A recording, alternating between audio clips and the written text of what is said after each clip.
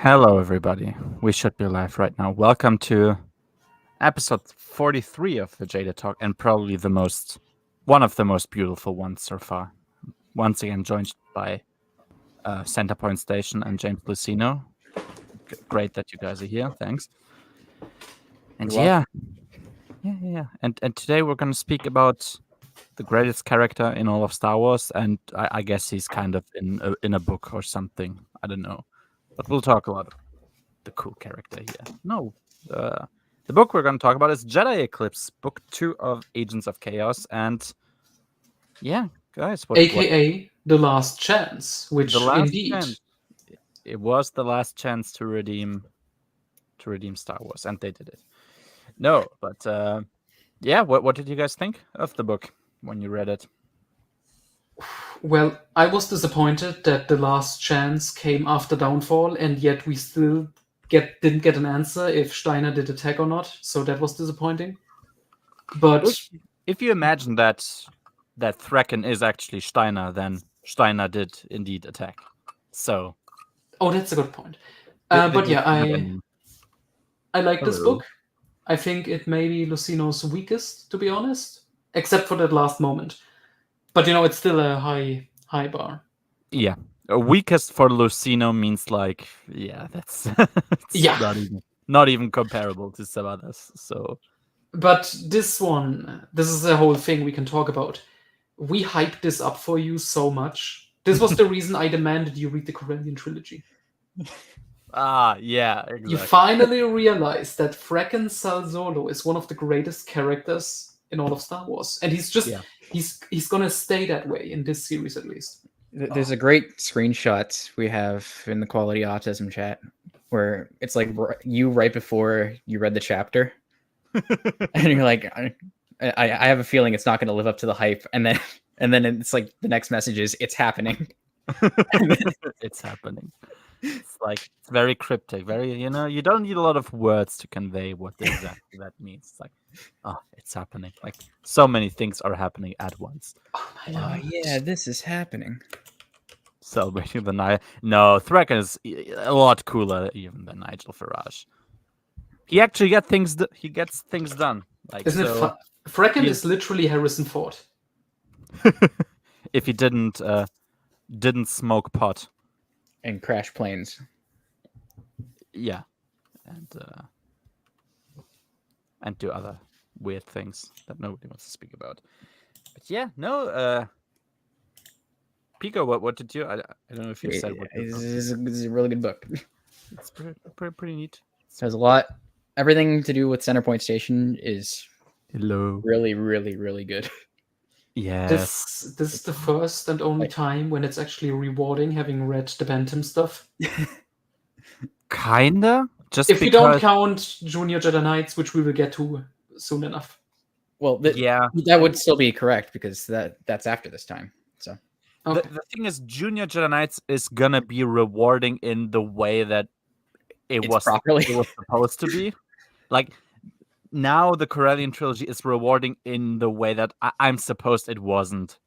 Like I wasn't supposed to feel the way that I did reading this. Because this is we'll speak about it like towards the end of the book, but this is supposed to be, I guess, like a very. I mean, we had lots of low points, but this is supposed to be another like very, very heavy one and very shocking one, and it's not. It's so great. It's so beautiful. It's like Civilization 1 in this book, and and I won't get tired speaking about it because it's so awesome. But yeah, no, this is a pretty fantastic book. I like this one, I think, a bit more than Hero's Trial. But yeah, it's like, this is James Lucino. Who cares? It's all fantastic pretty much, so you'll love all of his books. But dude, Cloak of Deception. I guess I haven't read it, but yeah, I guess this could be a shit book. I don't believe it, but it was so bad. Matt Wilkins and others have decided we need to rewrite this. We can do better than James Lucino. People did decide to rewrite it? Oh, you don't know about that project? Okay. I don't. Is it like still going on? I don't know. think it's a full rewrite. It's just it's basically just yeah. Okay. Out of all And- books in the EU that exist, deciding on Cloak of Deception, like I don't know. Matt Wilkins Cloak has of decided Deception. Cloak of Deception is one of the worst books ever written. Yeah, You know, like so- I haven't read it, but I know it's not worthy of being rewritten. So like, but oh well, I guess we'll see. Yeah, no, Jedi Eclipse. Let's talk about the same thing as always. We have the cover. The cover's pretty bad. If this didn't come out in 2000, I would have assumed it was AI. Yeah, that's fair. Yeah, This is the worst cover so far in the series. definitely. Yeah, there's no ifs and buts there. That's the worst one. Yeah, we have Yet. Han. Yet, I guess. Yeah, we have Han. I mean, You he's can probably recognize it's holding Han because he's his wearing arm. his outfit.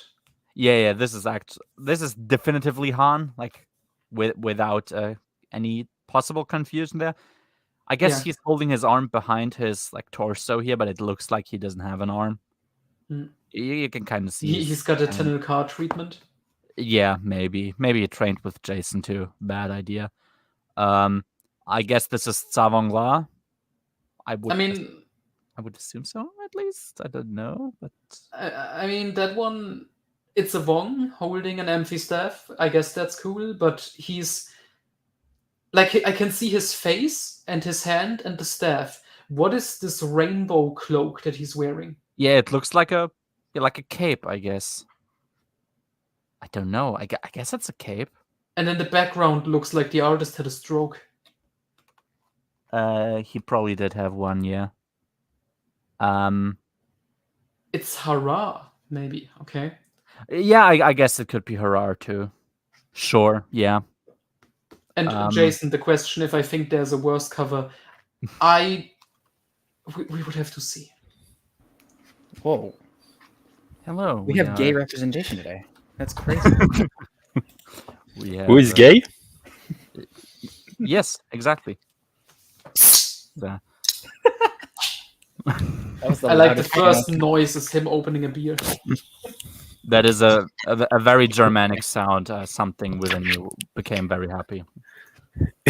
It's just a Coke can, but yeah, sure. I'm glad that you thought otherwise. Thought better of you. I'm sure it's Belgian smoked beer. Nope. Douglas, come. Never again. Never again. No, that's unfair to Savong La. So or Hara, whoever it is. Or Hara, whoever. Look the same. Lucina only writes. Of course, yeah. Who's gonna read that shit? So boring. You think there's a worse cover? I think Star by Star looks really shit. It does. Trader's pretty bad. All the ones. At least we have two distinct humanoid shapes in this one, which I consider progress. Compared to some others. So the Force Heretic covers are abstract enough, I think. Where it's like, I kind of like the Force Heretic covers. Call me weird, but I kind of dig them. I think they have a style. They are better than this because they are more abstract. They have like a style. Yeah, like more cartoonish, I guess you could call it, or like comic. I don't know how you would describe it, but yeah, better than this definitely. So yeah, we also have the good cover, of course. Can we also discuss what the Jedi Eclipse is? The Jedi Eclipse is that the Jedi characters, being Anakin and Jason, were eclipsed by a better one. That's my head. Other than that, I don't know what a Jedi Eclipse would be. I've heard it explained by some German fans as like, oh, the title means absence of the Jedi. Because they are not a focus point in this one. I mean, Anakin and Jason are here. I don't think that's really it's confusing. So yeah, we have the same book where the New Republic starts somewhat turning on the Jedi. So maybe it's that, I guess. But they've turned on them like in Dark Tide already, kind of. I mean, maybe the real answer is that Lucino needed a title. Maybe. I don't know. He suddenly got a duology and had to think of a new title really quick. Exactly. Yeah. Isn't it also the first appearance of the Sith Lord Vergier? Oh, that was the previous book. That was the previous. In the previous book. Yeah, that all that happened in the previous book. She's not present here at all, or he. Sorry, not misgendering Vergier, of course. But look at this cover; it actually looks good. Yeah, we have the typical beta cover. I'm thinking this could be like a space station on. Oh no, that's one of those Hapen battle dragons. Or it's yeah, that's that's oh my god, that's the that was one of the Hapen battle dragons. Yeah, that this ship's pronouns are definitely were like. So yeah, we have a pretty interesting HUD Solo. He has like longish hair, I guess. He has this, stubble. Yeah, so that's cool. We have Droma. We have Anakin and Jason here. They all look pretty well done. Leia with her Hoth hair, always neat. Luke looks like he's having a reaction to something. He's annoyed. I think he's done with. I just realized Leia's wearing like a purple, like a pink coat thing. That's probably just the general color scheme, but yeah, I guess you could also headcanon that she's just literally. I mean, everyone else is wearing colored clothes. Like that's true. Yeah. One guy looks like he's having the time of his life. He is. Oh yeah. He looks like he's hoping that his secretary walks in on him naked. That's what I think he is doing. And then we just have Jabba and like his fat cousins. We have the three. One of them is Randa, Bolga. I don't know. Like 3 huts. Who cares? AT-AT is here, I guess. I don't know why they're there. But I remember some book the AT-ATs were in a battle and they like. Was it in this one? In one of the books, AT-ATs were used and they got curb stomped pretty easily. I don't know if it was actually in this one. That was most likely ruined since the Empire was there. But they were they really doing a ground assault there? I don't think so, right? On Ethor? It was both. Yeah. I guess we didn't really see the military perspective on Ethor too much, more so the Jedi, so like on the ground directly. But yeah, maybe, I don't know. I vaguely remember AT-ATs being mentioned somewhere in some battle and they got destroyed. Don't know if it was here. Maybe it was this, written it down. And I just completely missed over it. There you go. We also have the Happen ships in the background. The other ships. The other little bullshit ships. This is retarded. I think it is pretty important to mention here that this is my favorite appearance of the Hapens in the expanded universe so far, because things happen to them and it makes me very happy. They do a lot of things here.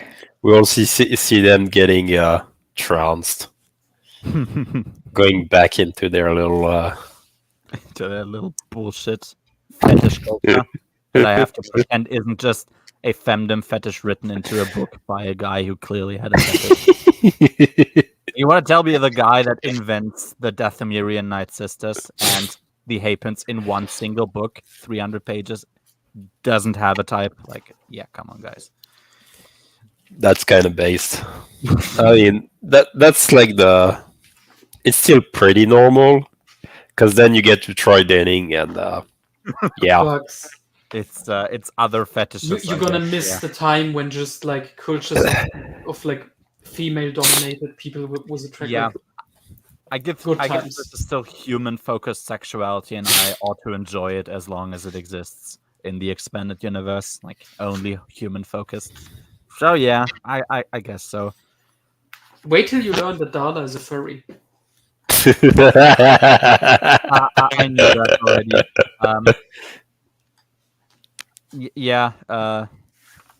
I have enough sympathy for. Was that Denning or Travis, by the way? That was. Oh no, that was after. That was Fate of the Jedi. Yeah. So it could be Golden as well. Yeah, I think. I don't think Golden or Denning. I don't think it was. Yeah.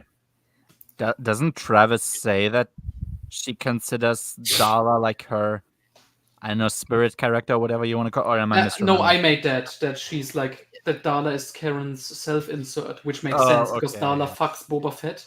It also makes Fate of the Jedi way funnier if you read it that way. That the authors were like pissed at Karen, so they turned Darla into Karen Travis. Yeah, I guess you ought to look for humor wherever it may present itself. Trader, I like Dark Journey. Jaina looks a bit like she's a drug addict. I think it's just kind of unfortunate, like coloring. I don't know. But, yeah, it's definitely the color scheme and stuff. Yeah, the color scheme is not doing her any favors, but the design itself, I also don't mind actually. This is a reminder that you are getting closer and closer to Star by Star. It's fine. We have 4 streams in between that. It'll be fine. Yeah, you want to make him enjoy, like he's so fucking gonna love Edge of Victory and Emissary of the Void, all the great Peace stuff, and then immediately Danning is gonna pull his dick out and slap it in his face, putting it on the desk and be like, "I'm here now." Yeah, Jedi Eclipse. Who the fuck knows what exactly the Jedi Eclipse is? I like my headcanon. It's obviously not correct, but who even knows? The Last Chance is the German title. Yeah, this was the last chance of Star Wars redeeming itself, and I guess they were successful. Other than that, yeah, there's nothing to say. I guess let's just get into this shit with Chapter 1. Yeah, so Leia, we're starting off with Leia, and she's getting kind of desperate because the Vong are overrunning the capital of the planet Jindine, which is a transit planet for refugees. And I guess the Vong are just amused by the fact that they are terrorizing refugees, which, I mean... Based. Yeah, that's a potent Europe moment. Yeah. Very tropical, James Casino. Reading this book post 2015 is doing weird things to the morality of the Vong here. Yeah. That's exactly what I thought. Reading New Jedi Order in 2024, you realize the Vong are the heroes. Yeah, Troy Denning was right all along. Yeah, I don't know if you were there, Debago. I feel like telling this everybody because it was so funny to me, at least. Where we looked at a Star Wars map and I just decided which planet I would like to be overrun by the Vong, and I just recognized like 80% of the planets I think should fucking die. It's a very bleak look back on this planet. But what can I say? Like when I see Mandalore and Hapis cluster and Kessel, like what am I supposed to think? Jesus Christ. But yeah, exactly. But no, the description of how desperate Leia is pretty nicely done because she's not able to look into people's eyes as she's kind of deciding on who gets to survive, I guess, or doesn't. I think it was the scene where like they have a shield surrounding their little protected area, and they only like let refugees into the dome of the shield slowly because if they just open it, everybody inside is like is going to be attacked by the Vong, so she kind of can't just do that. She needs to do it like slowly, progressively, and yeah, she kind of has to make the decision to save a few, or instead just sacrifice everybody. Because yeah, if she doesn't let a few people die outside of the shield dome, then everybody's doomed, which is of course a difficult decision to make. Oh yeah, the Vong, they have some new flamethrower weapon, and they that essentially just destroys everything. Oh yeah, this is actually a battle where both AT-STs and AT-ATs are used by the New Republic, and they're getting like destroyed left and right. Like they have no chance against this new weapon. So we just know that. I assume this might be also a topic for later. Things like how are we gonna counter this very, very potent weapon? Yeah, the Vong even have like infiltrated the security of the New Republic and tried to spread the rumor that former Imperials get negative treatment by New Republic officials and that they're not gonna get saved. which is obviously not a nice thing because the Imperials were right. So I don't know why you would punish them for being correct, but yeah, there you go. And Worth Skidder is also present, and yeah, Luke told Leia that he truly changed from his past experiences that he had in NJO so far. And she thinks, though, that's because he gets to use his lightsaber now, so he's just kind of happy that he gets to do what he always wanted to do anyway, and feigns some kind of revelation. But he actually does save a woman and her child before leaving, so he's going back into danger to rescue them. So she thinks that maybe there's a chance that he actually did change. And a few Rin, which is evidently the Rin that are Droma's family, are here too, and some of them leave with the ship that Leia leaves with in the end. So we know, okay, there's probably going to be a successful reunion with Droma. So we just kind of have that for now. But yeah, there wasn't actually a lot more to say about this now. The atmosphere was pretty nice. Like the desperate losing battle, this was pretty evident from this scene, and I liked that. I thought it was good. Chapter 2. Yeah, so Leia is like flown onto the transport ship, and still you can feel the desperation. Even two skips managed to enter the ship and kamikaze themselves against a bunch of refugees, which yeah, that sucks for the refugees, I guess. And yeah. Oh yeah, Leia also hasn't slept for 75 hours, so it's really, really getting to her. And weird how it happens. She hasn't slept a lot, but she isn't thinking about selling herself to the Haypins again, like she did in Courtship of Princess Leia. Weird how that happens, right? You don't actually become more susceptible to cheating on your partner if you don't sleep. So that's interesting. Yeah. And yet, What? yeah, Greyholm kind of. Greyholm likes courtship, and he always tried to justify to me why Han and Leia being the way that they are kind of makes sense with what happens in kind of in Wraith Squadron, and like they're generally not getting a lot of sleep, and that's why they're acting out of character. Okay. Which I mean, I guess it's a way to cope about the. yeah, I mean, fair enough.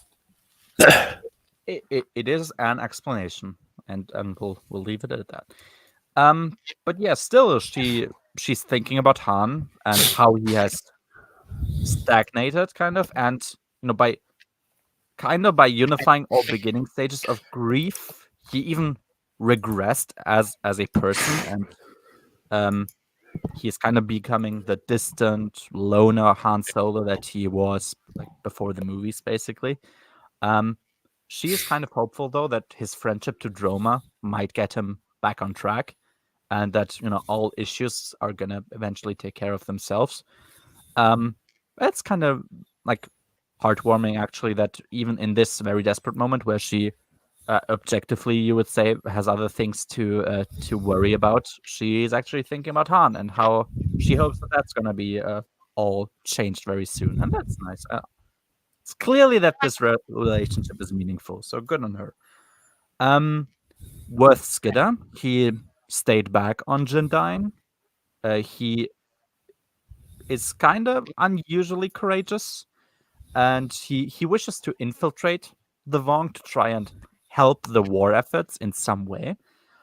He's somewhat motivated by fantasies of revenge because of what happened to Miko in Vector Prime. He's also motivated by Kip, though. He's seemingly developing a philosophy that perhaps fire needs to be fought with fire to be successful. It sounds pretty fascinating, and also kind of like a natural conclusion that some characters would come to after all these like continuous demoralizing losses. So it makes sense that somebody would start to think about it like that. He joins the remaining Rim, Rin that stayed behind on the planet, and letting everything behind that identifies him as a Jedi. So he has no like Jedi specific clothing. He doesn't have his lightsaber with him. He's gonna try to blend in with the masses and be a normal guy and see what he can do.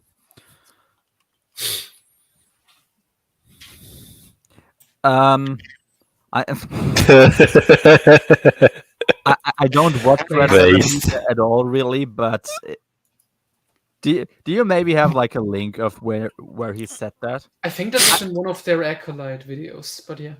That might, yeah. I think I've seen a clip of it somewhere, but I don't remember where. So if anybody has a link, send it to me. Yeah. If that was the reason and not the prequels, because I mean the prequels are bad, but they're not a reason to quit Star Wars. So that's the reason. Good for him. I am also amused by that. Chapter 3. We're back with Droma and Han, and Droma speaks out what is pretty clear to anybody who's been reading this so far. The only reason that Han is making up these tasks that he supposedly has to do right now is to escape the tragedy that happened to him, and by trying to bury the pain that he's feeling right now, he's also burying the love that he has, specifically in this case for his family. It makes Han remember that his family is out there, and he quickly does bury his feelings and tries to forget it. Well, in the moment, I guess it indeed isn't helpful, but also if he thought about it longer, he would probably have to decide to abandon the mission and be like, sorry, but I gotta go back to my family. I've been kind of abandoning them. Jesus Christ, for the past couple of weeks or months, however long it's been. So, yeah, it makes sense what he says here. Han tells him that he lived without love for a good while, and then Droma tries to expose his arguments by asking him whether it wasn't a mistake to befriend Chewie then, because it wouldn't hurt now if he never befriended him and never had any love for him. He also asks Han whether he would still grieve if he did absolutely everything, absolutely everything that was in his power to potentially save Chewie, and he still would have died. Of course, Han says that, yeah, no matter what I would have done, I would grieve.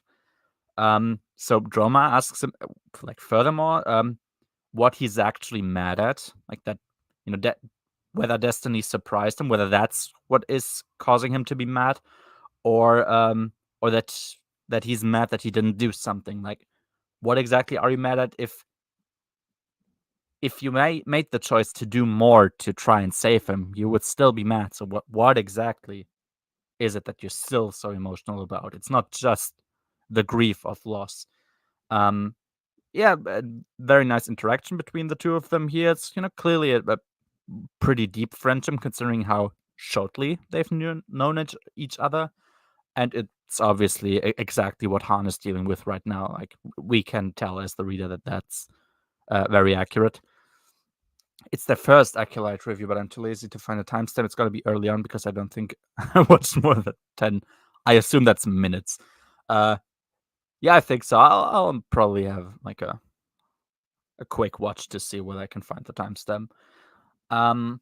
Yeah, meanwhile, a bot is trying to convince the New Republic intelligence that there needs to be more defense of the inner and mid-rim and the expansion region, because they are kind of, by their action or also inaction, affirming the fact that they are only defending the core and that they are scared because they moved back underground to Dometown. Dometown, if you remember, I don't know in which book it was, but Dometown is something that Lando established on Coruscant, like a high security kind of area that people aren't supposed to find immediately. Yeah, we even have a discussion about possible evacuation of important people. So we're all already thinking about probably political leaders dropping them off into secure places like Kornacht and also the Empress Theta system, like in the deep core, I guess. Which is cool. I think Empress Theta system is kind of nice, so maybe we see that. I don't think so. Like, I think that's a Tales of the Jedi thing only. I'm not sure if we're gonna see that, but yeah. I don't know if it was brought up last stream. I hope we're all in agreement that Roma is a better partner to Han than Chewie, at least in novel form. You mean like in terms of effectiveness, or like? Well, I guess we never had Chewie giving Han like very, very morally deep like lessons or something.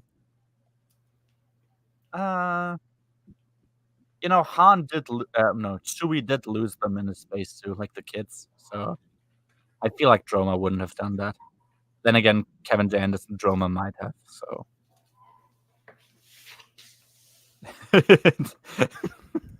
how could I know whether I would agree on you wanting to read about them? Do you dislike Chewie so much, Sivat? Maybe still have to read Rebel Dawn, by the way. Yeah, he's scared that he's gonna care too much about Chewie, which Sivat doesn't want to do, of course. Yeah, we have more worlds capitulating without a fight because they see, like, with the example of the Hutts, that collaboration in some ways is rewarded. Like, otherwise, they're gonna fight. The New Republic isn't gonna help them. They know that they aren't, because that's what they've done for basically the entire time during this war. So they're like, we might as well like sell out, quote unquote, and at least survive, maybe to fight another day, or maybe to adapt to the new order that's spreading. And yeah, so who can blame them that they are just being like, no, we're good, we don't fight. Yeah, that's naturally what would happen.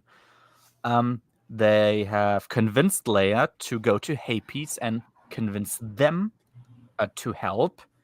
It's like, yeah, remember that faction that was really, really important? They're back now, I guess, and doing things, but they were very important. Don't forget that. Yeah, she, in exchange, like, so the New Republic convinced her to do so. In exchange, she made them pay money to Cellcore, so her refugee organization. So I guess at least she's like, yeah, this is a favor, so give me something in return. At least she knows that. That's good. Yeah, the other option is, so what they're thinking about is to leave Corellia entirely defenseless and let the Vong attack it, so that they get trapped there by a potentially reactivated center point station. They are supposed to hide the fact that they're going to send a fleet there, and as the Vong are trapped there, the fleet is supposed to swoop in and destroy them and give them a crushing defeat. So that's kind of the plan, of course, is to, well, in a way, sacrifice Corellia too, because in the meantime, Corellia, of course, is also vulnerable to attacks. The governor of Corellia is Marcha, a Drell. I guess she is from the Corellian trilogy. I have to be honest. Don't you remember her? She was such a big character in the children's storyline. No, I have no clue what she did. Oh. Like, I was like, the name rings a bell. I guess she was in the Corellian trilogy, but I had no clue who this is.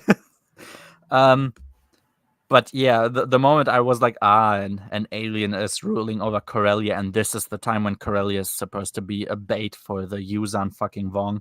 It's like, yeah, that sets it in stone. The morally correct Corellian is going to return at some point during this, and it's going to be glorious.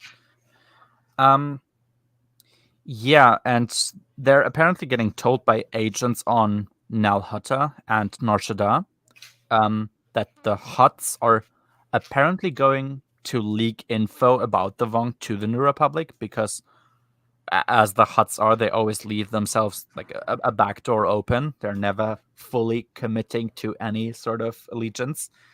It's kind of what you would expect of the Hutts, I suppose. So it's kind of funny that they do that. Chat the 4. Nomenor and Malikar appear on Nalhota, and they speak to Borga, who is currently the leader of the Hutts.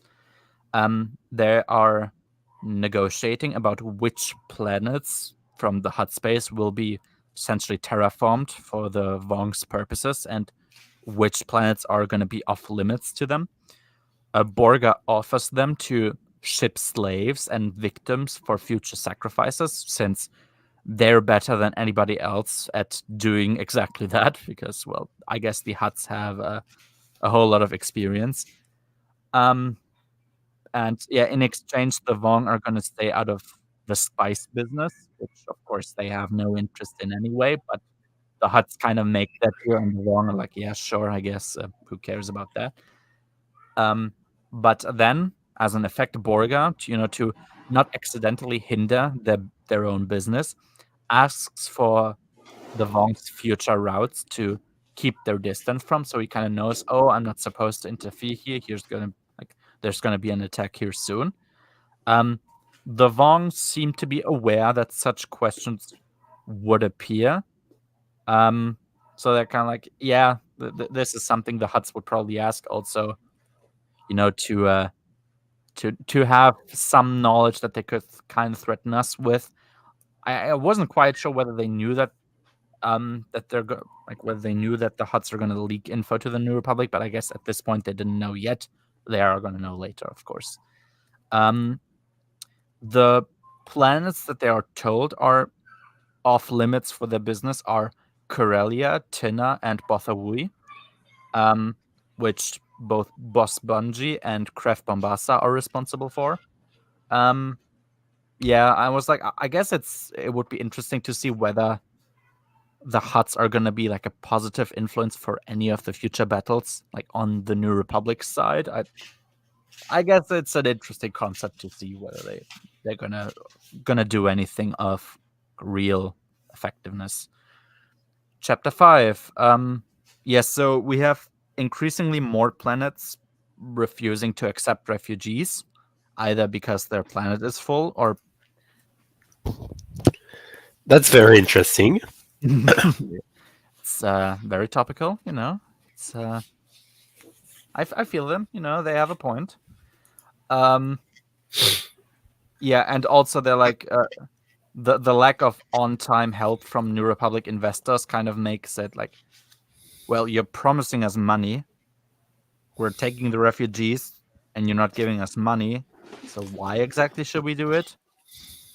So they're kind of distrustful of that, which yeah, one should be. Yeah, and then Leia, she speaks to Han, telling him that Admiral Sov told Anakin to put Centerpoint Station in place. And while Leia very much worries about him and is not happy with him going there, Han does point out how young she was when she decided to carry the Death Star plans with her, or how they aren't talking about, like nobody of them is taking care of Jaina right now, even though she's in Rogue Squadron, which is like the most deadly task force in all of the New Republic, like for the members. It's understandable for both of them. Of course, Anakin is the youngest, so mentally you're just going to be a bit different in regards to that. But yeah, Han is correct to like have a look at what all our other kids are doing and what you did back in during the same age. Like, do we really? I mean, of course, they're the parents, but they know that this is this kind of time where things like that are going to happen. And yeah, meanwhile, Worth Skidder, he manages to actually meet Roa and Phasgo, so both of them didn't die in the last book, in the Vong Gulag that he was sent to, where they're supposed to finish building the Yamosk that's there. The building of the Yamosk is very disgusting. It was weird to read that. It's like, because they're constantly talking about like massaging it. And it's like, I don't, that sounds all very weird to me. But yeah, they're there to build a Yamosk. So there you go. Chapter 6. Yeah, I love that Luke is the one guy to really try and get to the bottom of the philosophical issues regarding the Vong. Wondering how their own senses register life compared to their own. He thinks how they aren't like the Sith because they can't register the difference between like life and dark because life fundamentally has no value for them, and it's all just a service for their gods to get something in their supposed afterlife. And that's a very sensible conclusion to reach after seeing what's happened so far. I mean, the Sith are the evil ones, but they are aware of concepts of light and dark because they couldn't follow the dark if they didn't know what the dark was. But the Vong don't really follow. But as we learn in Supernatural Encounters, the Vong are just Sith slaves. Which I don't think that works with what's. I think. Well, you have to read Supernatural Encounters, and then it will all make sense. I think Vong, who would have had, like, is it said how long they spent with the Sith? I don't remember. Like they were on some kind of. They were just slaves on some planet, and then the original Yuuzhan shows up, and they kick the Sith out and go on Yuuzhan. But are they? And then they fuck off to some other galaxy. Are they slaves for like a few months or something, or are they like for generations they were slaves? I figure it was generations, yeah. So they would know about what the dark is supposed to be. I don't know. I'm like, I think this works fine so far. I have to take in literature with the context during the time that it's been happening. So I can't mention that. But to Supernatural Encounters, it's the Silmarillion of Star Wars.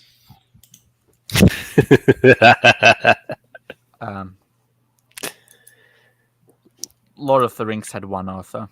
That's a pretty significant difference when it comes to that claim. But yeah, exactly. So while Luke is fascinated, he clearly understands that repelling their attack is their first responsibility right now. Like, no matter what possible deeper issues there are, they are on the attack. We have to repel the attack. That is our responsibility.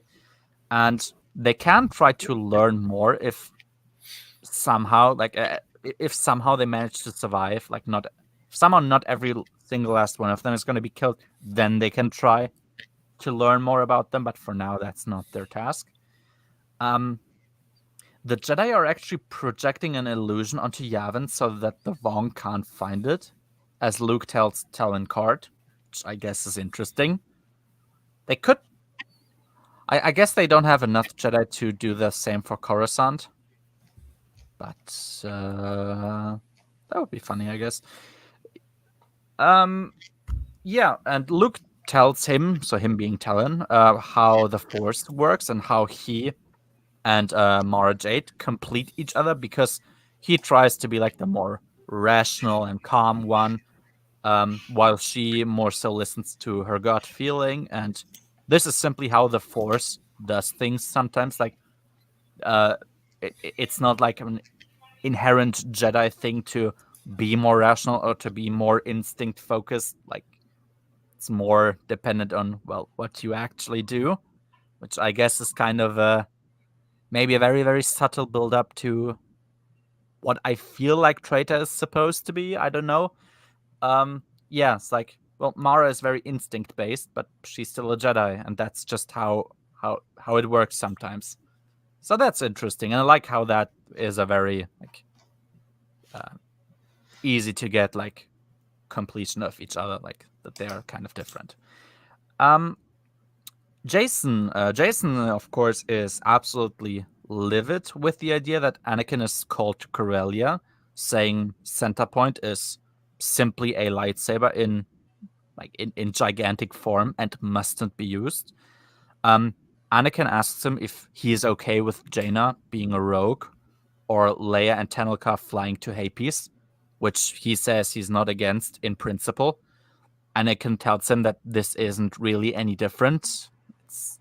It's the same kind of thing. It's just different, orders of magnitude, but the core thing that they're doing is kind of the same. They are helping get more resources to kill more Vong. I mean, he's not saying that literally, but that's basically what he's saying. Like, we're all kind of doing the same thing here. Centerpoint is just a big bad machine, so it seems very different for what I'm doing right now. Luke tells them that he is absolutely against using this much power at once, but if there is a realistic chance to use it for defensive purposes so that the fleet can be used elsewhere, they are obligated to turn on Centerpoint Station. So now Jason says he wants to follow Anakin to Centerpoint instead of letting him go alone, which is a very, very good decision for him. Like, why not? You might as well. Meanwhile, Talon Card is there to speak about how he noticed something with the Hutts. So the Hutts would rather go to war than subjugate themselves. So he figures their peace got them something in exchange. What he did was, quote, follow the spice. So he's just seeing like how did the Hutt's business change, maybe. And it's leading him to see how suddenly very promising spice markets on Tina, on Bothavui, and on Corellia were abandoned. Probably, like, to him, it means that those are probably future Vong invasion targets. He himself believes that the New Republic might already be compromised. Like, he seems pretty sure of that.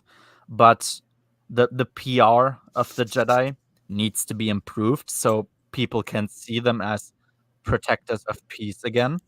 So what Talon wants to do is arrange a meeting between him, Ganna, and a spice merchant of the Hutts to essentially figure out what's going on and organize information for the New Republic to somehow produce a decisive win for them. Jason sees it as humiliation to do such work, while Anakin says this should be exactly what he'd like. They are saving lives without ever raising a weapon. So it's kind of true. Like, Anakin, he always has these kind of like, they're friendly, of course, but there's always kind of side jabs like, this is kind of going against what you're saying here. Like, maybe reconsider. But yeah, Jason always has good reasons to say what he's saying. And yeah, like, in a way, it is kind of humiliating for Jedi to like worry about spice trade, but sometimes this is what you gotta do. Like, gotta get your hands dirty to save these many people. Luke, who, in his head, he's repeatedly hearing the words lies, secrecy, deception.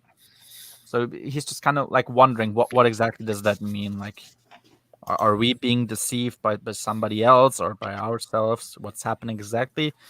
He's very concerned with making a decision that doesn't fracture the Jedi more, like a good leader should. He says they don't need good PR. The New Republic isn't willing to okay their missions anyway. But if they can acquire info that prevents the fall of a world, then the decision to him is clear. And yeah, I think this chapter really shows well how much of a leader Luke's actually become. Like, he's not just a random Jedi and he happens to be the top guy.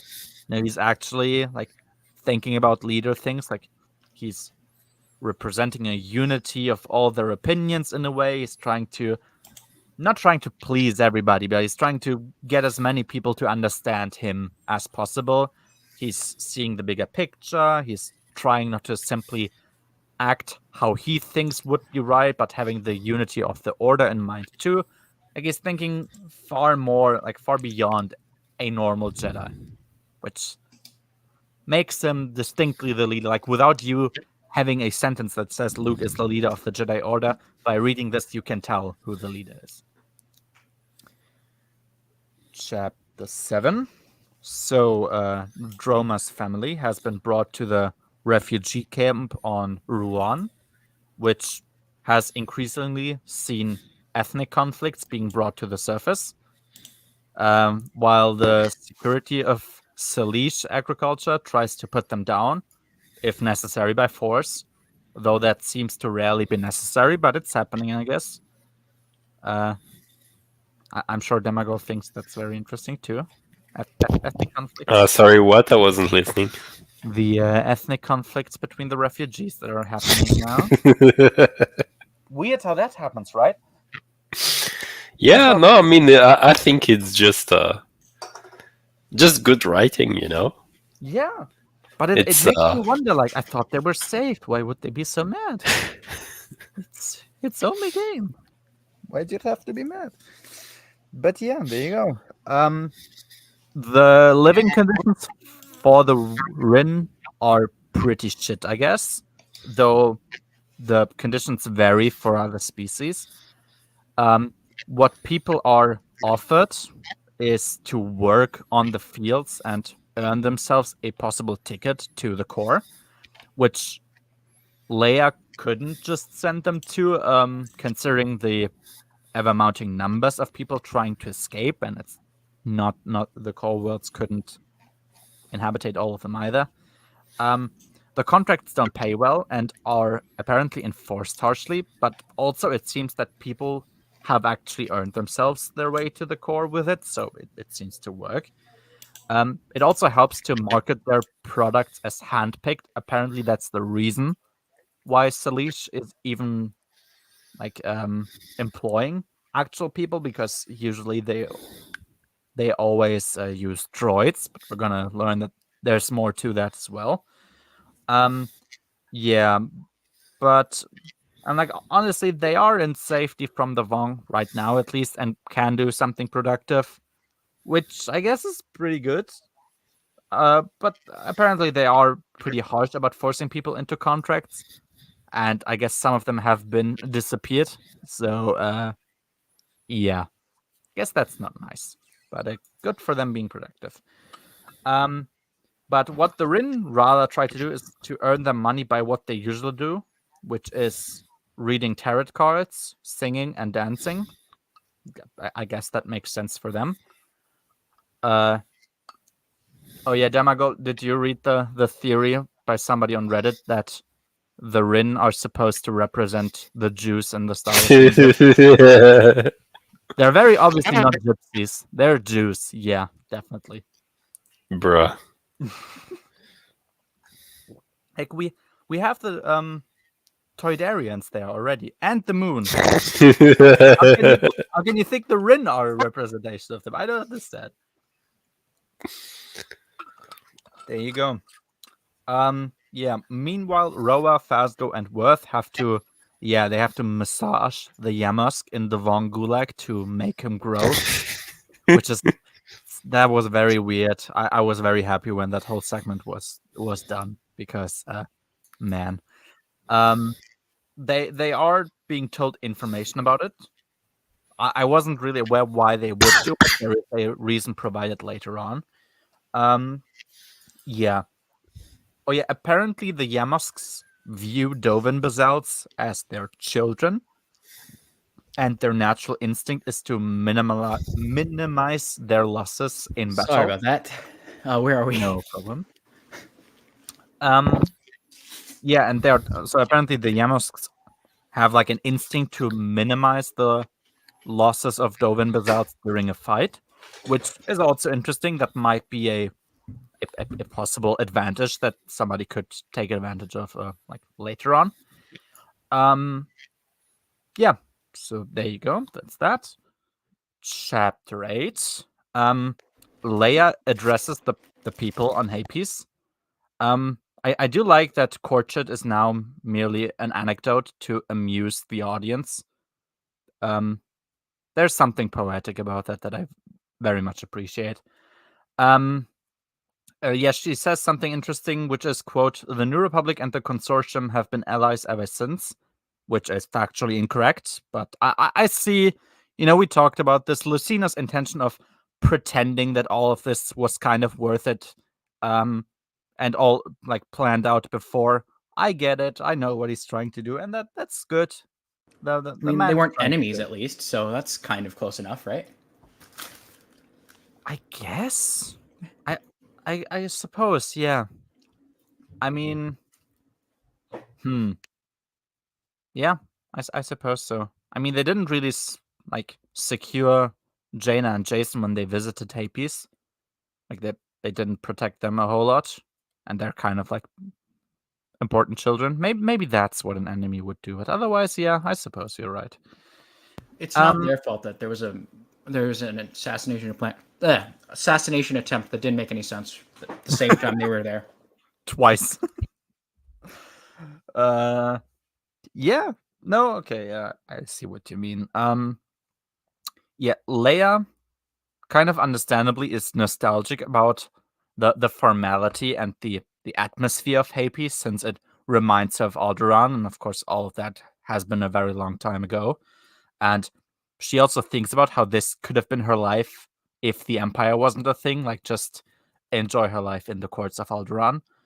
And yeah, when Ta Chum points out that she refused that life for Han, she thanks the stars for that decision.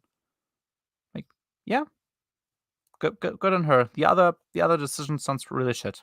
Good that she didn't do that. Yeah, and then there's some guy, like some Hapen that appears to not support Leia, but instead he speaks ill of her intentions and of her being a Jedi. How they only have her word, but she has no presence other than her word. Like there's nothing that she's offering them other than, hey, please help us. That would be really awesome. And he wonders why she didn't bring some new technology that they are apparently withholding from them. So apparently it's been a thing that the New Republic is not sharing all that technology with the Hapens, which I do wonder why that would even be necessary, because aren't they like the biggest, baddest, most advanced civilization in all of the galaxy? But yeah, I thought that was like the whole setup. That was their thing. What wasn't that the whole reason why we did this shit? Because they're so cool? I guess not. Yeah, so there you go. But yeah, so he keeps being insulting to Leia, and he just says horrible things to her until Isolde backhands him like a proper sex trafficker would, of course. So Isolde really getting into that character, and yeah, they part in hostility. So that something, I guess, is gonna happen there. And I was like, oh no, that's so horrible. Hapes is falling apart. I'm so sad about that. Chapter 9. There's not a lot to say here. Droma and Han managed to escape some Yuuzhan Vong and will fly to some place to repair their hyperdrive. So we just know that. And yeah, meanwhile, Commodore Bran tries to convince Vicky Shesh to vote for Botha Wui to be defended and be favored to Corellia. They want to provoke an attack on Corellia and beat the Vong decisively. But if they pull away their troops from Botha Wui, or just in general from other places to create an armada, it would look like they defended Corellia at the expense of it. So the Vong probably wouldn't attack Corellia then. So they're like, we need Botha Wui to be protected. Yeah, and what Vicky wants to do is give a few hints to the consul of the Hutts on Coruscant, so he can, to protect their interests, give this info to the Vong, so they kind of have maybe a natural instinct to be like, oh, let's attack Corellia now. Exactly. So yeah, that plan just kind of got going and was basically confirmed, and you're just seeing how it's gonna turn out. Chapter 10. Yeah, once again, wasn't a lot to say here. We see Talon Card, Kip, Ghana, and Shada. I liked Shada. She returned, and it's nice that she's still around Talon Card, so that's good. And they go to Rylith and meet up with spice merchants. where they ultimately meet Kref Bombasa, who tells them openly that essentially what they already figured out, that Tina, Bothavui, and Corellia aren't shipped to, and also that Borga is essentially looking out for the side that wins, so to be on the winning side if a winner is determined. And yes, there you go. And they're essentially he's kind of giving Talon the info that if you have the proper price, you can count on us, kind of, at least. I mean, as we said, the Hutts never commit to a alliance fully. They always have a backdoor. Yeah, I do like to see how Kip, who still is prone to get pretty emotional, and he does in this scene, he gets held back by Ganna, really showing you that, previous books can do this crazy thing where they actually influence characters in significant and permanent ways. Something I'm kind of not used to from Star Wars. So this is maybe not a first. We're already pretty far in NJO now, but like, characters do things. They learn from these things, and then the next time they are supposed to do a thing, they know more now, and they make a better choice. It's crazy how that works.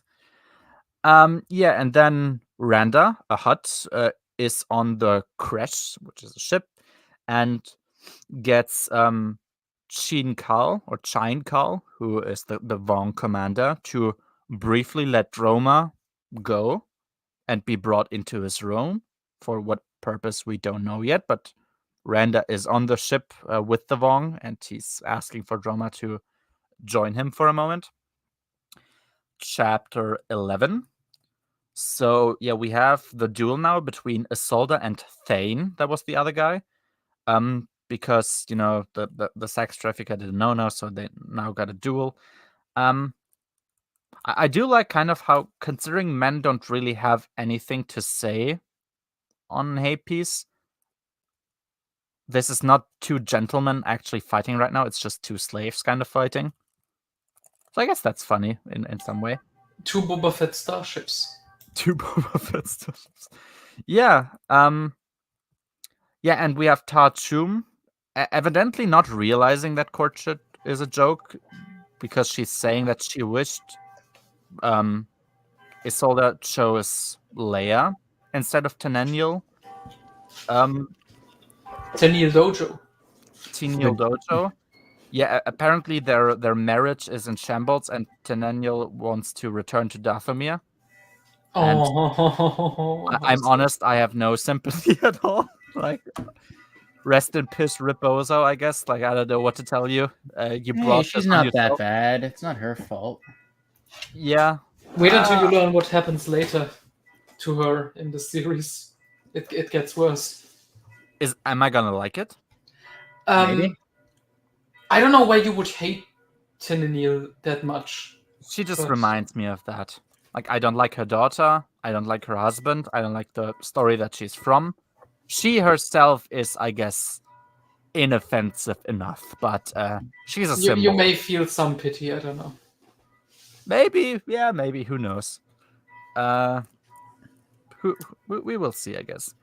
But yeah, Isolde's marriage crumbling is not something that inspires sympathy within me. So, see ya. Have fun being divorced, I guess. I don't know. Yeah, and that's. Oh yeah, apparently Isolde wants to prove to his mom that men can take initiative. I guess that's what he's doing right now. Which, yeah, Isolde, like you're kind of a bit behind on the science, but yes, men are indeed capable of taking action.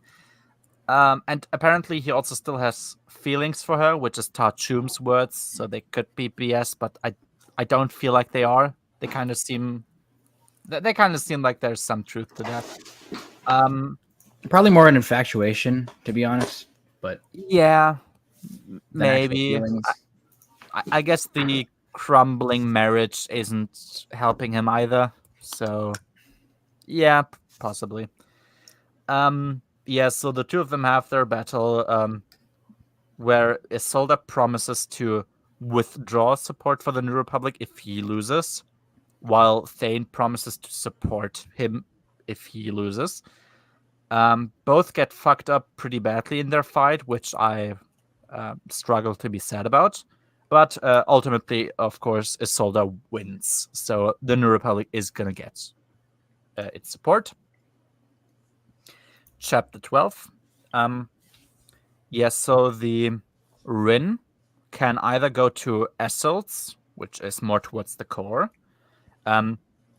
where they are supposed to, like, as a deal, like as a counter deal to that, they are supposed to essentially live in a museum. Like, they are actually the exhibition there, and they're just supposed to show people, well, these are the Rin, and this is their natural habitat or something, I guess. Like the Jews.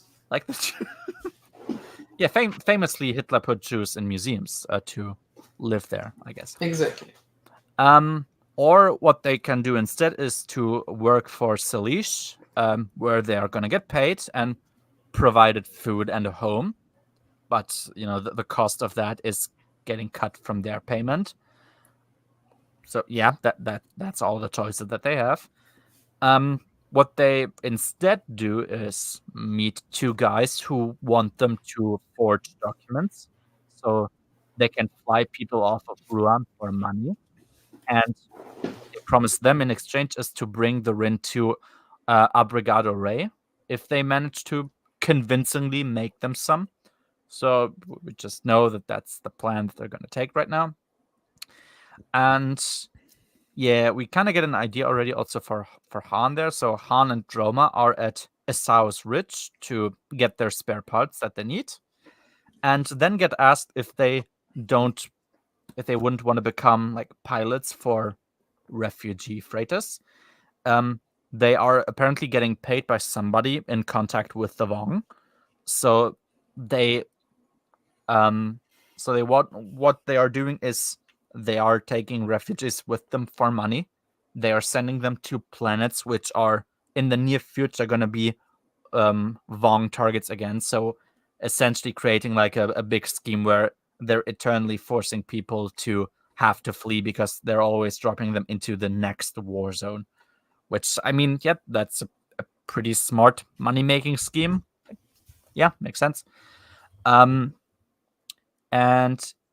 yeah, and so they get to constantly earn money, and yeah, the Vong get new sacrifices and are going to be a pain in the ass for the New Republic, which has to administrate always growing and more sudden movements of people every time that this goes on. Which is, yeah, I mean, that's a pretty clever tactic to overwhelm your opponent. The two of them mention Ruan, which the two of them know about, so they try to go there instead. So that's interesting. We know that there's a refugee camp there now. Chapter 13. With Skidder, he gets pretty creative now. The Rin were called to Randa because Huts in the past liked to have Rin read their future. So he tells them to tell Randa, you know, the next time he calls them, that they're supposed to give him to tell his fortune and say that Shinecal is going to betray Randa, which he will believe to be true because Worth will give the Yamosk the idea that Randa is only there to liberate them, which would then cause Shinecal to investigate Randa and their fortune telling to appear to be true because they're like, oh, he's suddenly being suspicious of me. That means he's actually now gonna betray me or something or kill me.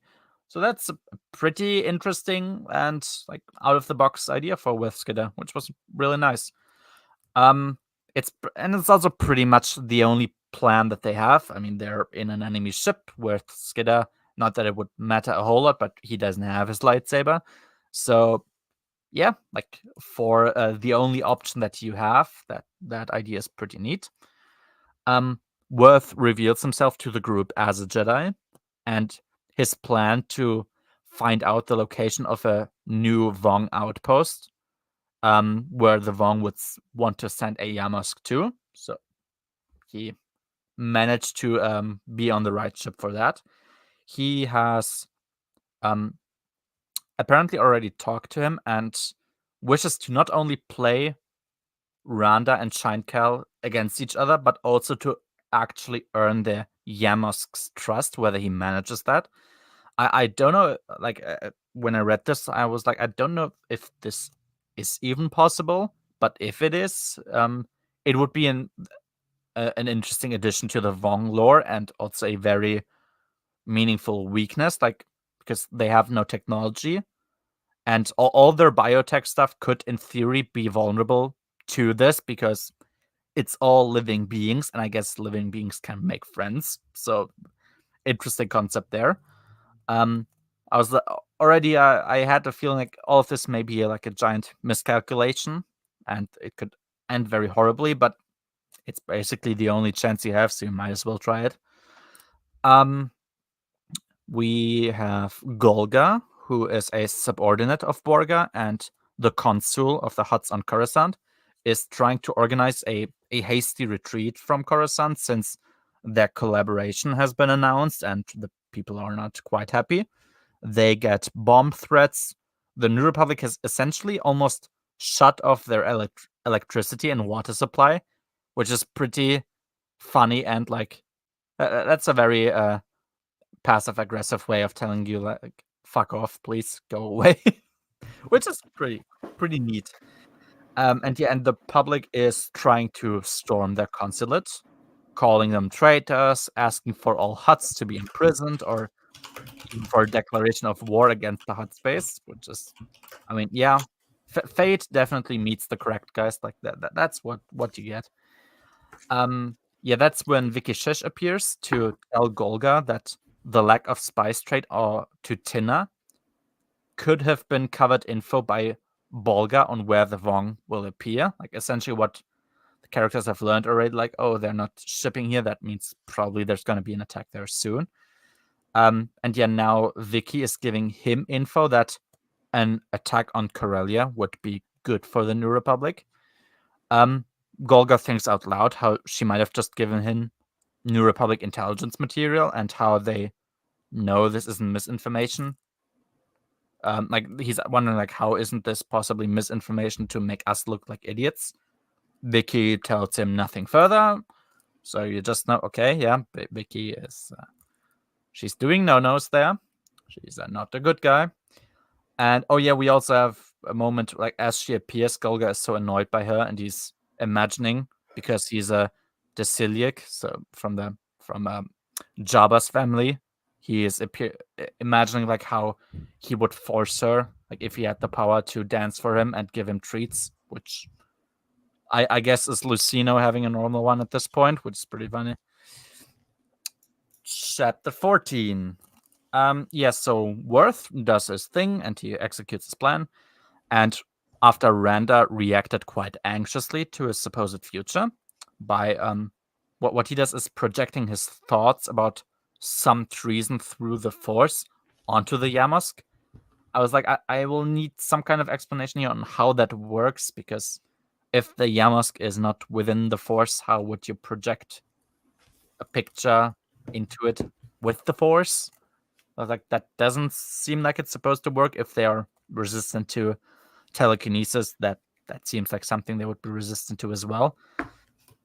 And as a reaction, the Yamosk runs amok. Even Fasco seems to die because of it, and he actually does. Like in the terror, he actually dies. But then at some point, it calms down and tells Chinekel that Worth is a Jedi. Because, apparently Yamosks get cultivated with the experiences of their predecessors. That's what Chinekel says. And this one already has experience with the Jedi, which then in turn also made me a bit confused. Like, how would it have experiences in that kind of way? Like, the Vong, if the Vong are attacked by the Force, it literally like does nothing to them. That's the idea that I got. So how would a Yamas know that, oh, I'm getting a foreign head implanted into my head? That means now this is a Jedi. Like, this shouldn't be possible, and the Yamask also shouldn't be able to recognize that this is a Force thing, because how would he know? They are not experiencing the Force. But yeah, exactly. Well, so the plan obviously didn't work. Like, Worth has been found out. But yeah, there you go. Chapter 15. The Vong, at the arrival of Nom Chokos, talk about and do some essentially pre-conquistador America level shit. Like, they're doing like very explicit sacrifices and weird rituals. And then he promotes some guys, so we just have like some form of Vong ritual playing out there. Yeah, then also he also says that if he was in the same order and had the power to do so, he would demote Numenor. So we have even more Vong who are pretty openly hostile towards Numenor, and we still don't really know why exactly. So it's gonna be interesting, hopefully, to find out more about the character of Numenor actually, and what his deal is, why he is so special among the Vong, it seems. He has repeatedly failed in his missions, like getting Elan killed, and he also overstepped his boundaries, like helping the Praetorite Vong get a Yamask, which apparently they weren't supposed to have. He is evaluated as far too ambitious for his own good, essentially, and also too fascinated with the Force as an idea.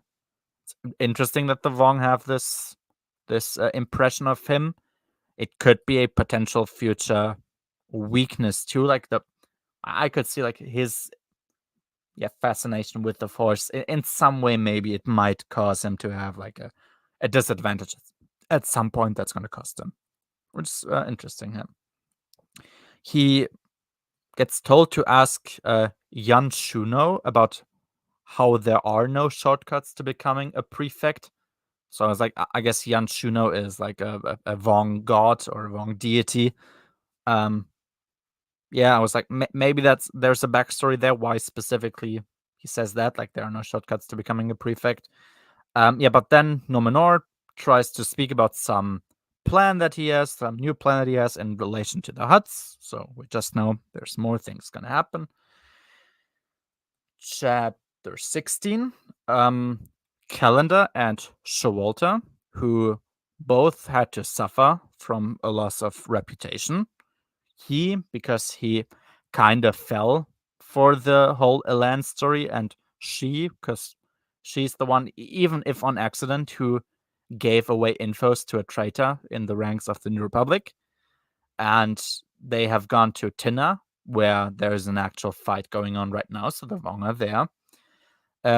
They weren't able to tell the military, not only since like nobody would have listened to them that there's an attack there, or they'd say, "Oh, if this is a coincidence." But also because if they would have been present, the Vong would know that somebody spied on them and like know that there's an attack happening right now, and would possibly change their plans. So they still assume that it's the Vong's plan to attack Corellia later on, because it's also one of the planets that the Hutts aren't sending spies to. So like we found out that Tinna is the actual attack, like that there's an attack happening right now. If we informed somebody beforehand, then the Vong would have recognized that there's something wrong. So it makes sense that they wouldn't do that. And also, yeah, as they said, nobody would have believed them because now they're kind of branded as, well, traitors or like losers, whatever. They are, at least they're there with an intelligence ship to get some recon and like some stuff going on. So that's good, at least useful. The Vong overrun the planet pretty easily and poison the water there, which is supposed to be used to grow enough Dovin basalts that will eventually be enough to deactivate the shields of Coruscant. So now we have a direct like attack plan in some capacity already for Coruscant. They're gonna mass produce so many Dovin basalts that at once they can use the gravitational anomaly to deactivate the planetary shield, which, yeah, I mean that sounds like a reasonable thing to attempt. Yeah, so we have that. It's like I was also kind of thinking about like the prospect of Coruscant falling. Like, yeah, that's Coruscant has become like a pretty decadent, disloyal mockery of civilization. So yeah, they're overdue for their comeuppance. So makes sense. And yeah, now we learn that the Vong actually knew that the two of them spied on them, and obviously all that was revealed as a trap to them. It's like they know everything is a trap here. So we know that the attack on Corellia is probably not going to be happen as planned for the New Republic. And yeah, so Vicky Shesh, who is a traitor, she's giving away info to the Vong, told them about a trap set for them on Corellia. Savongla isn't sure whether any kind of info especially by someone like her, can be trusted. The others are pretty sure. They're like, no, that's probably going to be true. And yeah, I was kind of amused to see how much Lucino, who is basically like one of the planners of this entire story, as far as I understood, right, and also the author of this book, spent so much time like typing out why this kind of democracy sucks. Like everything is just going to shit. Yeah, and there you go. Chapter 17. Commodore Brand presents the information while acknowledging all this could be a trick, and that Corellia would probably be the next target for an attack. So they want to pull away ships from other places and defend it, while not pulling away anything from Botha-Wui, actually. And yeah, since the information comes from Talon Karrde, who is a friend of the Jedi, and the Jedi apparently would like all Bothans of this galaxy to be exterminated, Failure isn't a fan of that.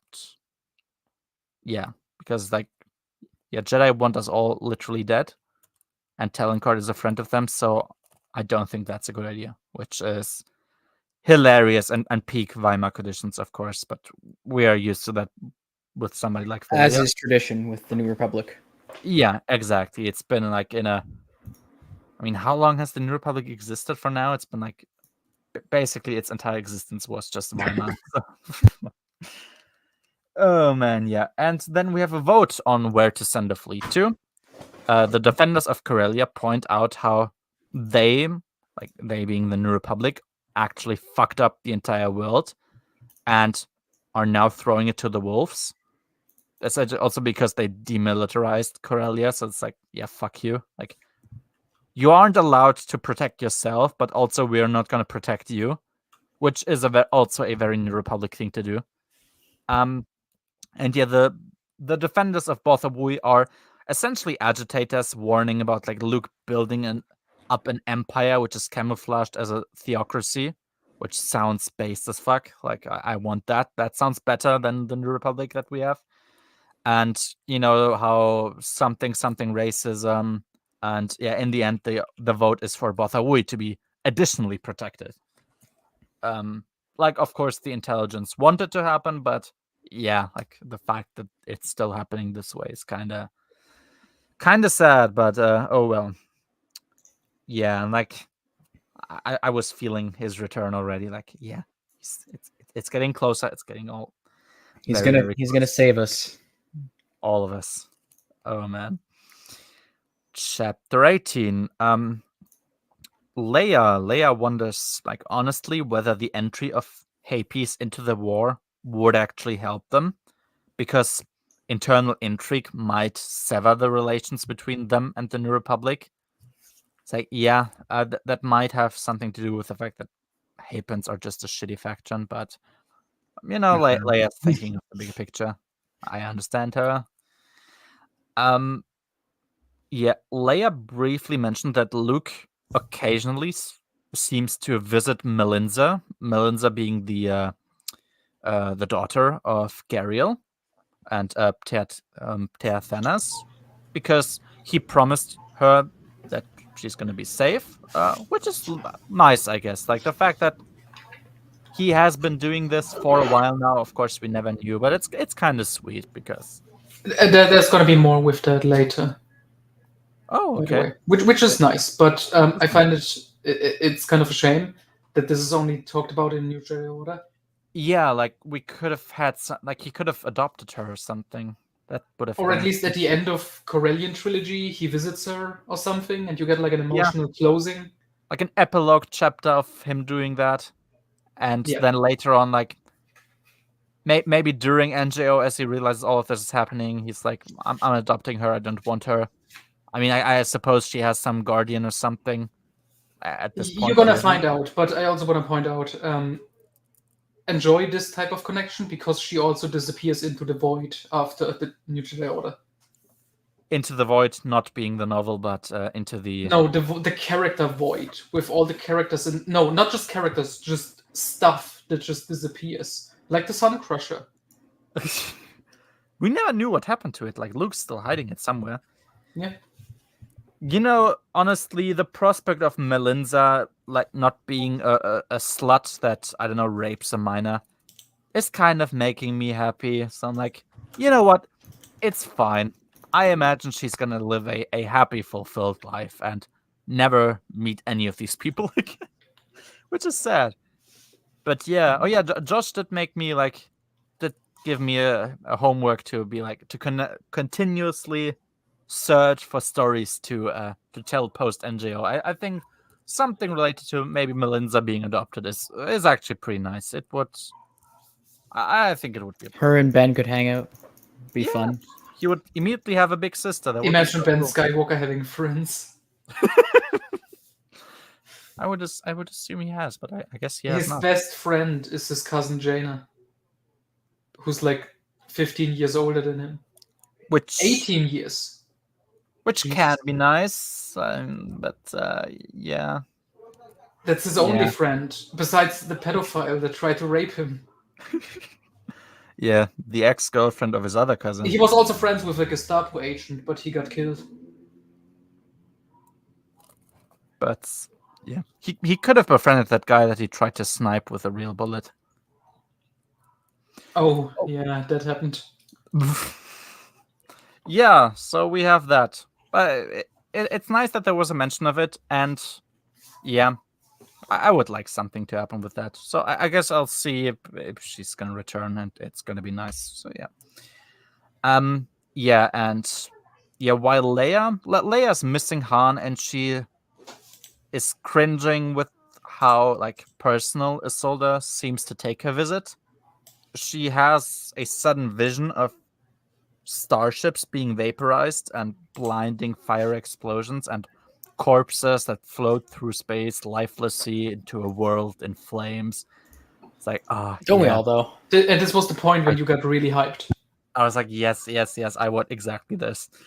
I want exactly this to happen right now. Yeah, of course it's a big shock. Like, oh my god, no, is somebody gonna die? But yeah, you know, some people cried when that scene happened, out of genuine sadness.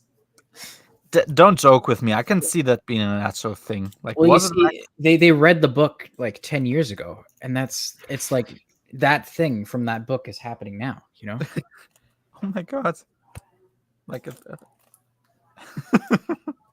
yeah.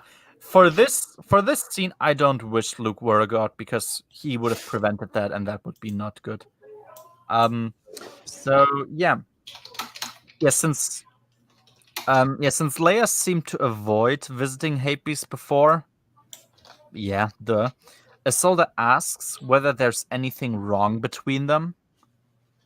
Which I'm like, what do you think is wrong between the two of you? You tried to buy her into sexual slavery. You stupid fucking retard. So yeah, like there's gonna be some awkward silences here and there.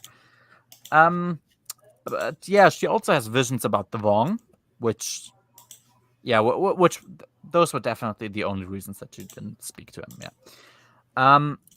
Han and Droma, meanwhile, arrive on Ruan and seem to they find a droid that reminds Han of Bollocks from the Han Solo adventures. And I guess the conclusion was it isn't him, but the entire time it seemed like he just it looks could like be him. Yeah. That was kind of funny, I guess. And yeah, I just called him Bollocks though anyway, because like he basically is kind of like him. He's not Bollocks. He's not, but I mean, he might be. He might. I don't know the other. He could be Bollocks, but with his mind erased. You never know. I guess so. Maybe we should ask Pena. What do you think about Maybe this? the Hungarian Han Solo novels reveal more details. Pena would say it's Chronal again. No, it's Alpha Prime. Or Zeta Magnus, Considering in the Chewie comics, it seemed like an actual droid was possessed by the spirit of Emperor Palpatine. Maybe it's running. Who knows? Oh yeah, that has to be made into like a clickbait video. Like, Palpatine's actual death. Yeah. It's like Chewbacca actually killed Palpatine. First it was Luke. No, first was Vader. Then it was Luke and Leia. Then it was Han. Then it was Han, and then it was Chewie. Actually, it was Chewie all along. Like the secret droid body of Palpatine. He got the Chronal treatment. I'm surprised that isn't like an official retcon made by Pena. Yeah, that seems to scream like one. Maybe the Chewie comic was not, like. Maybe it's actually good. Honestly, maybe, I'm just gonna reread that part to make sure with like the droid. Do that. It was kind of funny to see, like, he just started speaking like it's Palpatine. Like, I know that's a very interesting misprogramming, but it seemed like it might have implied that might actually be Palpatine, so that was kind of funny to me. But yeah, so the droid explains the Salish agriculture situation, with them having a droid army, but suddenly just preferring workers from like fresh flesh and blood. And it seems obvious that they are, like, to me, like when he said it that explicitly, it was like, okay, either they are already controlled by the Yuuzhan Vong, or they're just kind of like they're preparing for it. They're preparing for it, like cooperating already. Like, yeah. And the two of them go to the camp that the Rin are supposedly in. And then immediately as they arrive there, Droma gets arrested for forgery. And Han gets told to leave before being arrested for assisting him. So it's obvious that the other Rin, like, we know that the other Rin actually did the whole forgery thing correctly. And now they think, oh, it's another Rin. He's the guy that did it. Chapter 19.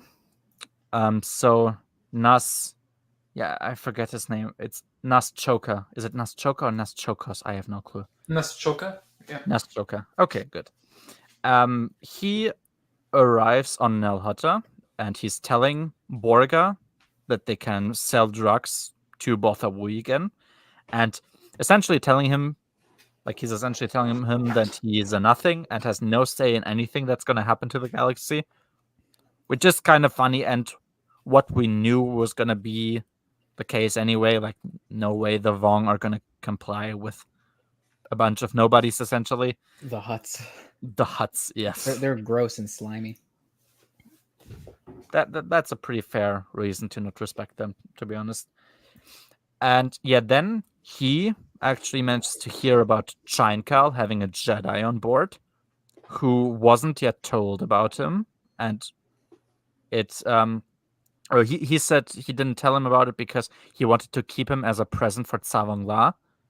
But he's like, you don't get to make that decision. You're gonna give him. So Nas Choka says you're gonna give him to one of my men on Kalarba, or was it Kalarba? Yeah. The Hutts realized that there will be no possibility for a middle way with the Yuuzhan Vong, and at some point their played like pretend obedience will necessarily have to become actual obedience, or they are gonna have to start to resist. Yeah, and since Choka told them to send drugs to Botha Wui again, but they still think that an attack is going to happen there, it's evident that they know there is going to be an attack, but they're still telling us to send drugs. So they don't really seem to care about the well-being of our guys, which is also pretty evident. And yeah, so they are ready to threaten Hutt ships, and they don't care whether they're gonna go to war with us or not. I do like how one Rhodian who is there understands Vong and listened on Choka ordering Worthskidder to be brought to Kalorba. So what Borga wants to do now is give Talon-Cart information on where Worth is going to be brought to. And yeah, the way the Hutts, as they do usually, like wind their way around problems really shines here, and I like the representation of this. But it's also clear from the way that they're being treated and that they're allowing themselves to be treated that even the Hutts are at their wits' end. Like they know they can't forever play this game with the Vong. They are essentially back to the wall. But yeah, I like that. I think it was a pretty good show of what actually the Hutts' strengths are in a way, like at least in relation to themselves. Oh yeah, Randa. Randa is talking to Worthskidder. There's a kind of a funny scene where Randa asks about the quote "old lover" that Luke walked around with during Darksaber, and as he's asked that, Worthskidder just laughs and answers, "quote From what I heard, Mara Jade arranged her permanent departure," which is fucking based. Thanks, Jason. Thanks, Lucino. Not Jason. Thanks, Jason. Probably, maybe I can thank Jason too. Maybe he's gonna kill her as Dark Tidus. Who knows?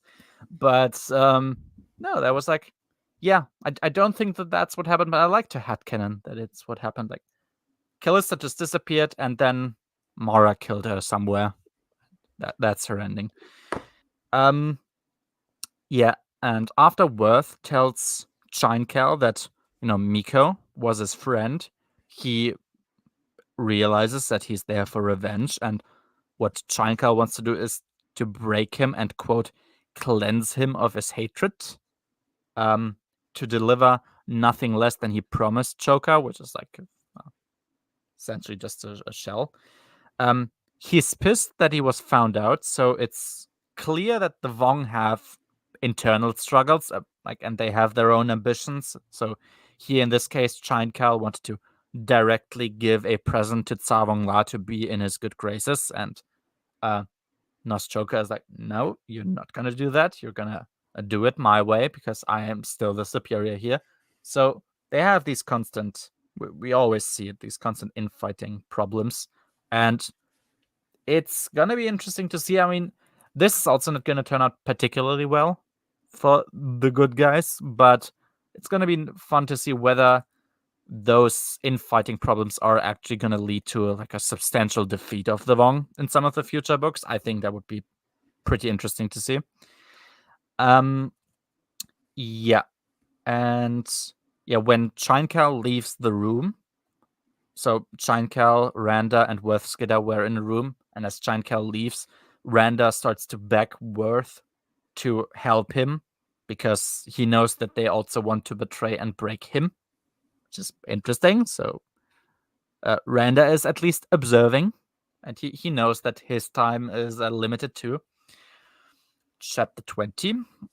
Yeah, so Droma has only really been arrested for forgery, since he also supposedly has conspired with the organizers of the flight to commit fraud. Like a Jew. Like the Jews. They are fraudulent, like the Jews. No, because the actual pilots who are flying the refugees away are seeming to send the people that they're taking with them to some other planet other than the one they promised, which is obviously like that is the offer that Han and Droma also got, like to send people to war zones or to future war zones.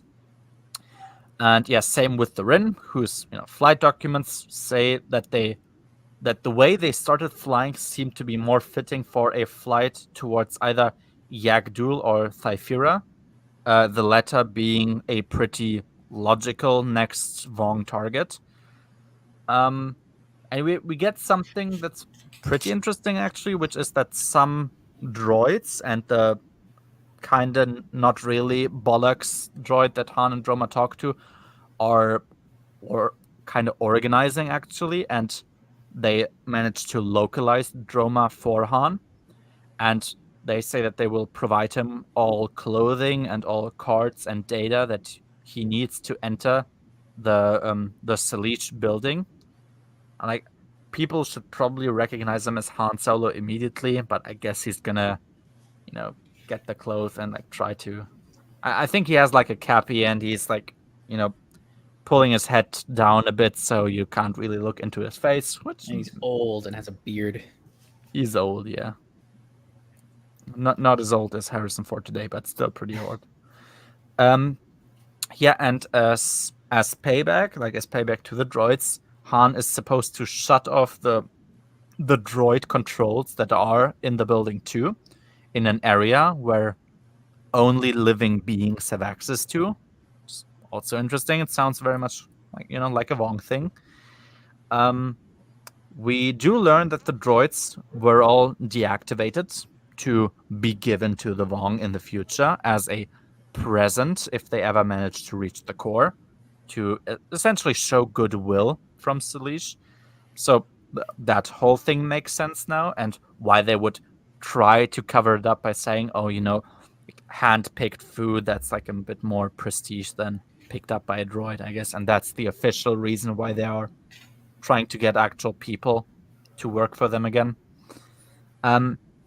They are aware, though, that they could all be destroyed, of course, but they assume it could be assigned to others what is about to happen and how it could make quite the news if all the droids manage to escape.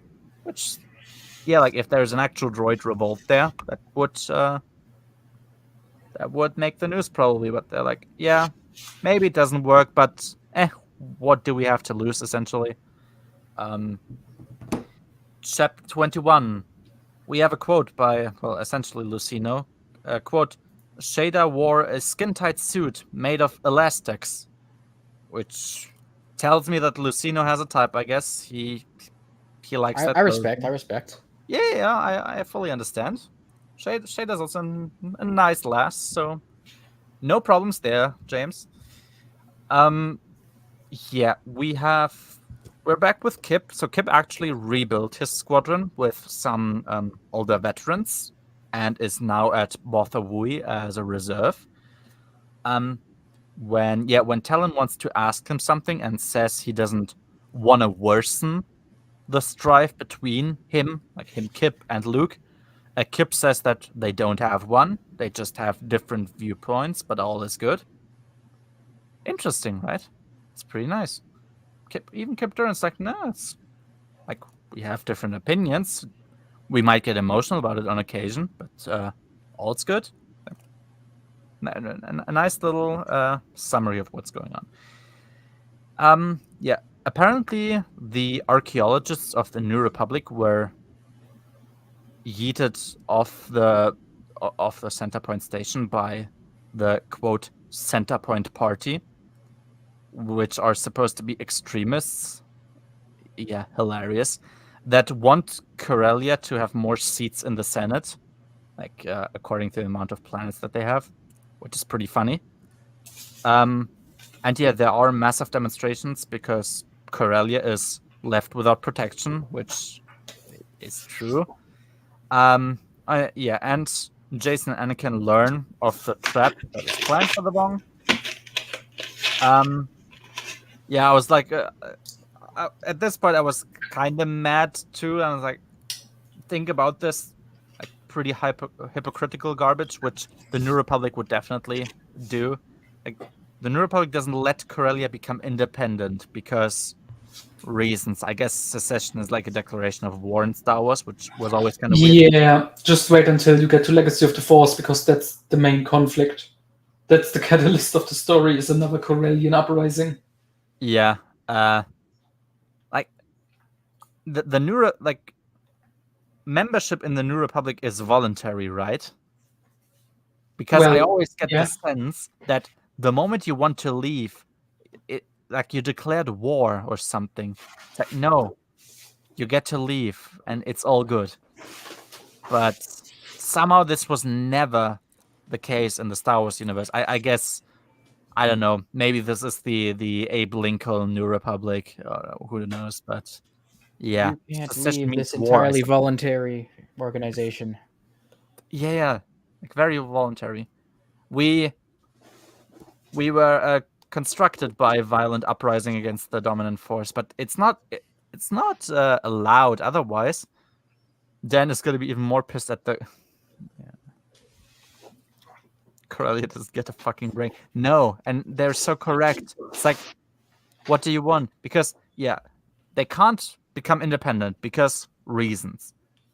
They also confiscated all of Corellia's weapons, above all Centerpoint, of course, because evil, I guess.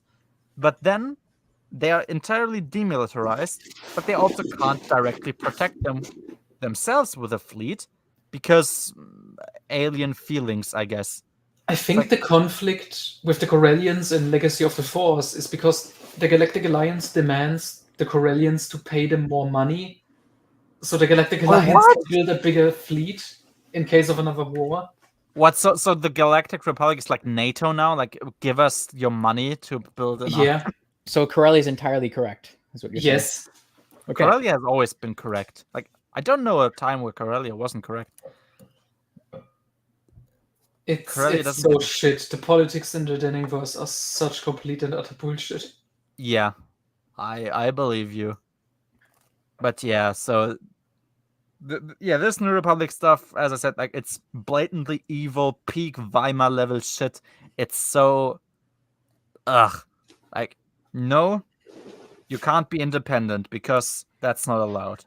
You can't have weapons because you're all evil, but we're also not going to protect you from like alien rapist invaders or something. We are totally not like the Empire, by the way.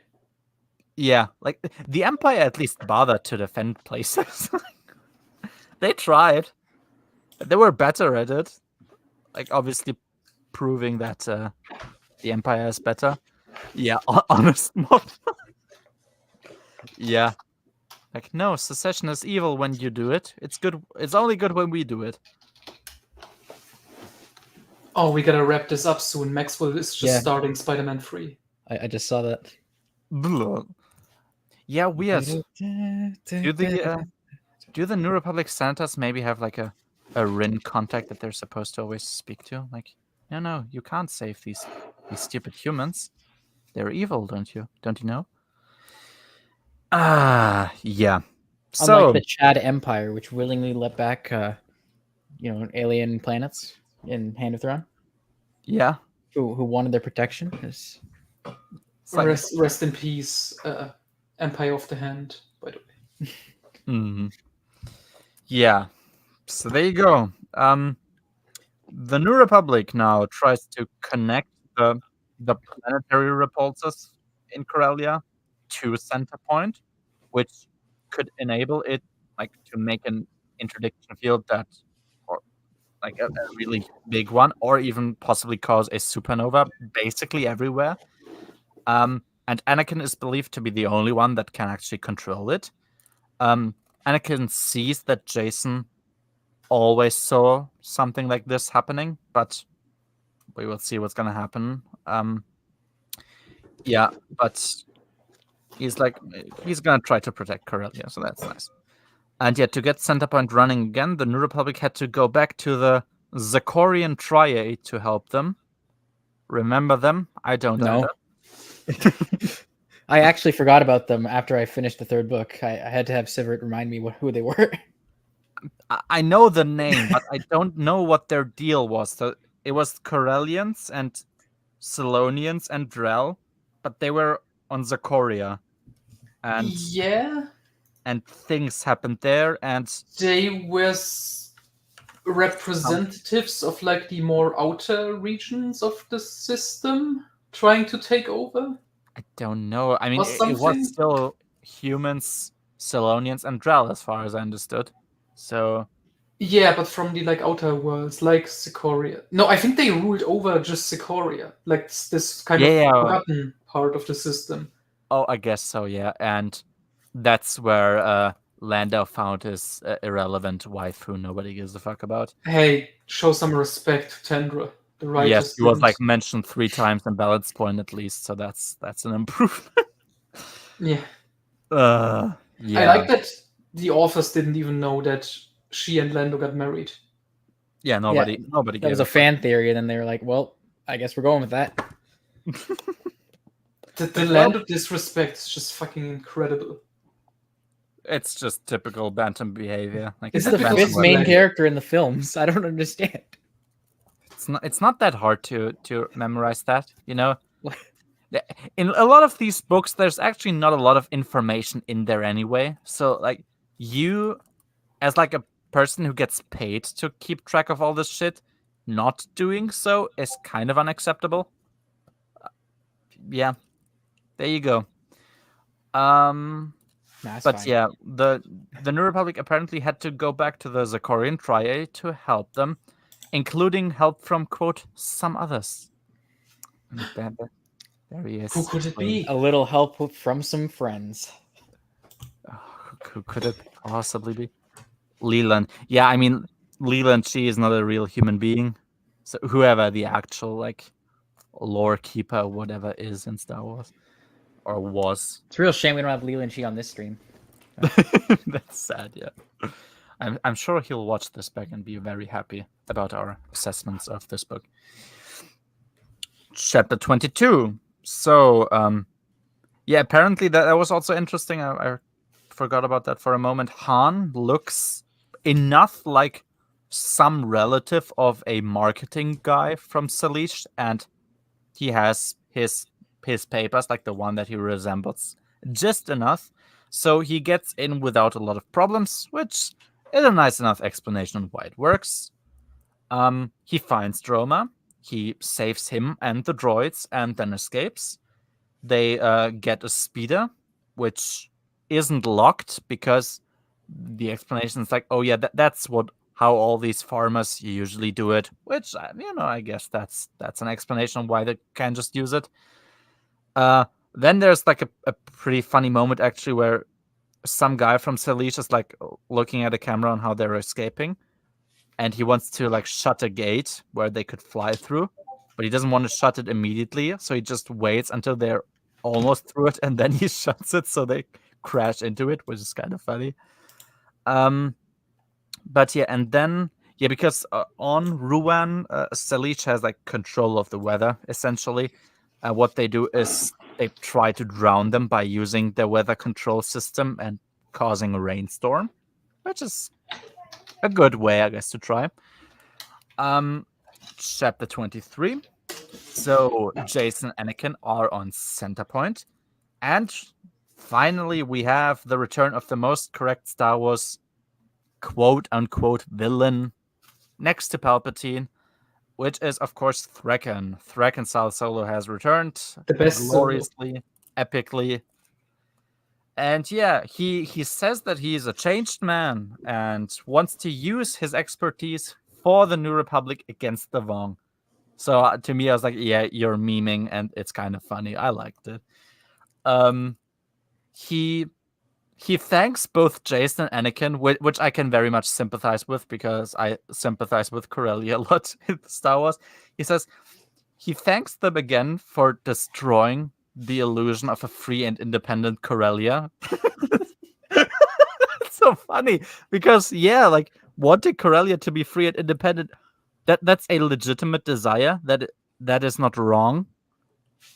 If Corellia decides to not want to be a part of the New Republic, that's also okay.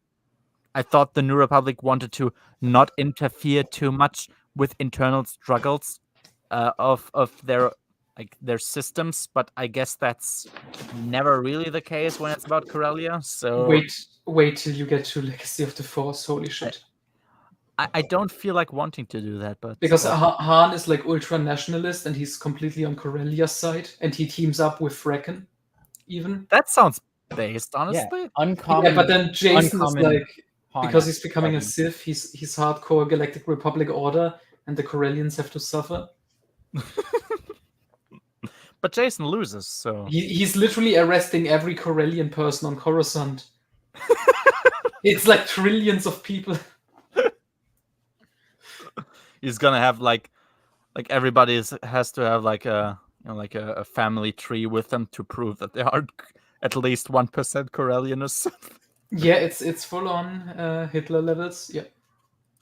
If Jedi Eclipse was a show, Thraken would be that character that gets those sitcom cheers sort of. Yeah, it's like when he first appears. There's just silence for the audience to cheer for him. Yeah. Do you know that there are these special sitcom cheers for like when some celebrities that are like special guests the Disney on the cheer, show?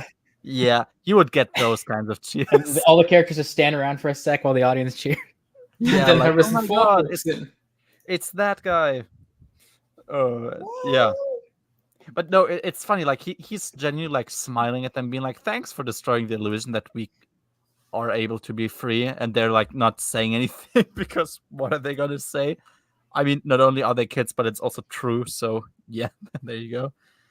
And yeah, both him and the technicians there explain how apparently there is no possibility to really reliably use center point in any other way than an interdiction field, since Anakin, by leaving his mark on like in the entire system basically, but also on center point, influenced it so much that the axis of the station can't be placed correctly to really control anything.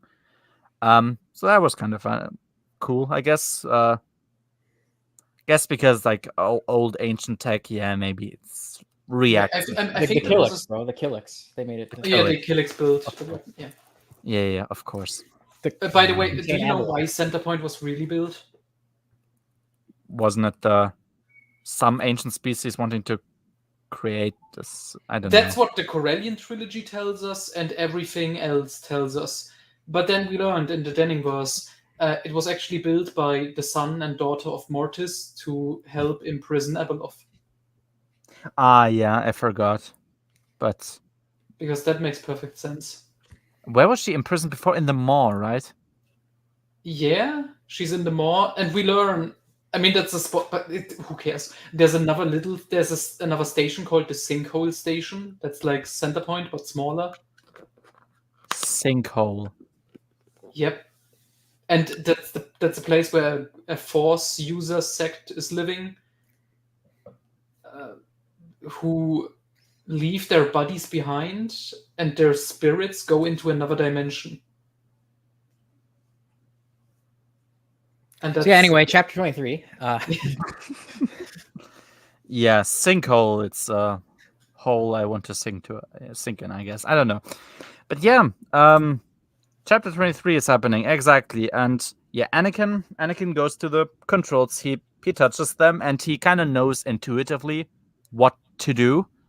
And he gets the system to work again, which is also when they get the message that the Vong are on the move now. So they know, okay, supposedly an attack's going to happen here. Yeah. Meanwhile, Isolde is still kind of insisting on engaging in his pathetic LARP of an alternate life with Leia, and it's really weird shit. He's walking arm in arm with her in like some official ceremony where they're supposed to show unity, but he's like, yeah, well, I guess we look like a couple now. I don't know. And yeah, of course, it's shown everywhere, and she's like, oh no, Han's gonna see this, and it's gonna be bullshit because I don't want to be here. Yeah, Leia just wants to leave. Yeah, this was where I said, like, I love how we still have to pretend that Dave Wolverton's Sexual Fetish Society is a, to some extent, serious part of the Star Wars universe. But yeah, Leia's vision is, slowly realized, apparently. So Centerpoint is the center of their defensive strategy. Brand is assuming all kinds of things for his defense, like Commodore Brand. Isolde is high on his cuck drug or whatever, and he's eager to fight. And I'm like, oh, that's going to be glorious. I don't know what exactly will happen, but it's going to be great. Chapter 24. Yes, so now Chine Cal gets attacked by Kip and his squadron, and he wonders how they got there, if he called them, which he thinks he wouldn't be able to. That did kind of make me wonder, like, can't Worth call out to Kip in the Force, but maybe their connection isn't strong enough like it is for, the Skywalkers with each other, essentially. So maybe that's the reason. Because, yeah, I guess then Worth wouldn't be going through what he's going through right now. But yeah, the world that the Vong are actually gonna attack is Fondor, which is where Chine Cal escapes to. It's also where Kip Duran follows him. It's where Nas Choka goes to, and also where the Rin actually went. So you see, that was really satisfying to see also at the ending of this duology, like, very obviously seeing how all the kind of pretty separate storylines now, like, canalize in one place together, and everything is gonna turn out now the way that it's gonna do. Chapter 25. So Han and Droma approach Fondor now. Ice Soldier is Ice Soldier is pretty cringe, yeah. But can you say he is a character that still exists, unfortunately. Which is another thing I'm gonna be looking forward to about Legacy of the Force, actually, unironically. Yeah, Han and Droma, they approach Fondor, and they fly through restricted territory to find the ship that brought the Rin away. They are actually almost attacked by New Republic ships that, quote, will arrest him today no matter what heroic deeds he did or whom he is married with. Great. You're really convincing me that the New Republic are the good guys that I want to be saved. Yeah.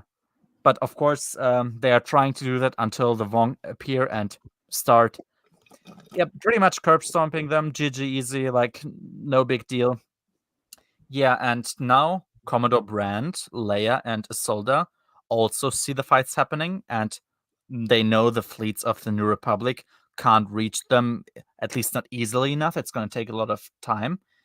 Yeah, and new ship, because Fondor is like a shipyard planet. New ships in construction are currently getting destroyed. So now Isolde decides to move his army to Fondor as well. It's like, oh yeah, I can. Now's the time. You gotta. It is the legendary time. New Republic leadership. Wait, they're going to attack our ship production factory. Oh my, yeah, like, you're telling me they're not going to attack Bothawui, this completely useless backwater planet, instead? Exactly. I don't know what would even be the point. Like, are they expecting there's gonna be like I don't know, like a morale, like a defeat of morale? Like, oh no, they destroyed this very important place. Like, nobody likes Bothans. I mean, okay, the only fact that it's happening is because Thalia is in control of the New Republic. That's why they pretend, I guess, that Bothawui could be a target, just because I don't want my home to get destroyed. But yeah, like, it's so useless. Like, what important things are on Bothawui or come from there? Like 5 Bothans died before Return of the Jedi, I guess. So who gives a fuck, honestly? But yeah, like, one of the 3 shipyard planets that we know, no, that's not gonna get attacked, no chance. Oh man. And he was like, yeah, now things are gonna happen, right? Chapter 26. Kip's new dozen land on the Chine Cal's ship. Land on Chine Cal's ship. And I do love that they remember that Vong, the weakness of the Vong armor is in their armpits. It's kind of good that this was established as a fact, and it's still relevant. Not like in the Bantam era where things are established and in the next book or the next trilogy nobody gives a fuck anymore. Like, no, this is something that was established and now it's still being used to the New Republic's advantage.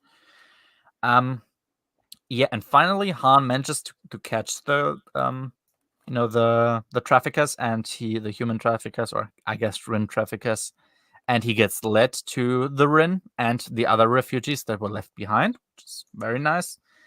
And yeah, on Center Point, they also get the news that an attack is currently happening on Fondor. And Thraken, the colonel who is there, and the Merlissi, who have their home close to Fondor, urge Anakin to use Center Point and shoot to the location of the Vong, while Jason, on the other hand, tells him that he mustn't, and he thinks back to their argument about the Force being a tool or not being one. And it kind of seemed to me in that moment, at least, that Anakin is going to make the decision to strike. But I was like, okay, we'll see for the next chapters. Chapter 27. Kip and Ganna find Worth Skidder, but he is basically dead and he's restrained and they can't get him out on time. And Kip quickly realized that Worth is correct telling him to leave, but he promises to find Randa and Shinecal, which is what Worth made him do, which is very nice. Like that, and it was also very sad. Like, I mean, he wasn't a big important character, I would say, at least not on the level, let's say, that Ganna was as a new Jedi being created in NJO, but it was still a pretty emotional scene, and it was pretty sad. Kip and Ganna help Randa, and Kip makes clear that he'd leave him here to die if it wasn't for Worth, which is definitely understandable. Randa even kills a bunch of Vong by throwing himself on top of them before they even can strike, which is kind of hilarious. I mean, we saw like Hutts actually fighting in AC Crispin's Han Solo trilogy, but him just literally yeeting himself onto Vong and killing them like that is kind of amusing. But also, yeah, I guess even the Vong couldn't survive a literal Hutt planting themselves onto them. So there you go. Yeah, like Jedi characters invented that aren't from the Skywalker family, they can actually not be psychopaths or lunatics or bitches or idiots. They can actually be like useful and at least to some extent morally complex, especially for a guy who wasn't really a lot in the story so far. There was a lot that they did with him here. So yeah, imagine that can happen. Shinecal, who is there in the room where the Yamosk is in, actually lets them kill the Yamosk, and he also lets them escape while he stays behind, which I didn't fully understand why. I mean, I guess he's like, okay, now I'm at a disadvantage here. I can't possibly stop you. So he's like, all right, yeah, fine, do whatever you want. That was the only thing that made sense to me. Like, 2 Jedi and a Hutt, I guess, against him. Yeah, he's outmatched here. Here we go. Yeah, and meanwhile, Anakin has so many people voice their opinion until he just asks Jason directly to tell him, what am I supposed to do? And Jason says, you're a Jedi and you must not. He decides to not do it, and then Thraken is like, okay, then I'll do it. And he allow me, King. Allow me the trigger. to step forth and to make the correct decision. And he throws himself onto the controls and presses the attack button, essentially. And I was like, oh yeah, here we go. So we have like a big, stunning light that comes from the heavens above, from the God itself, who is sent it through his medium, being Thraken Solo in this case. And it wrecks through the entire Fondor battlefield, and 3/4 of the Hapen fleet get destroyed. It's like, yeah, bye-bye, stupid fake dominatrix culture. I never want to hear about you fuckers ever again. 1/2 of the Vong armada gets destroyed, which doesn't make the Vong wonder how this can be even possible that such an attack happens, because to them, like the clinging to life aspect was always seen as the weakness of the galaxy that they're attacking, and this seems to give them the impression that, oh, I guess they are ready to sacrifice their life to hurt us, so maybe we kind of misjudged them.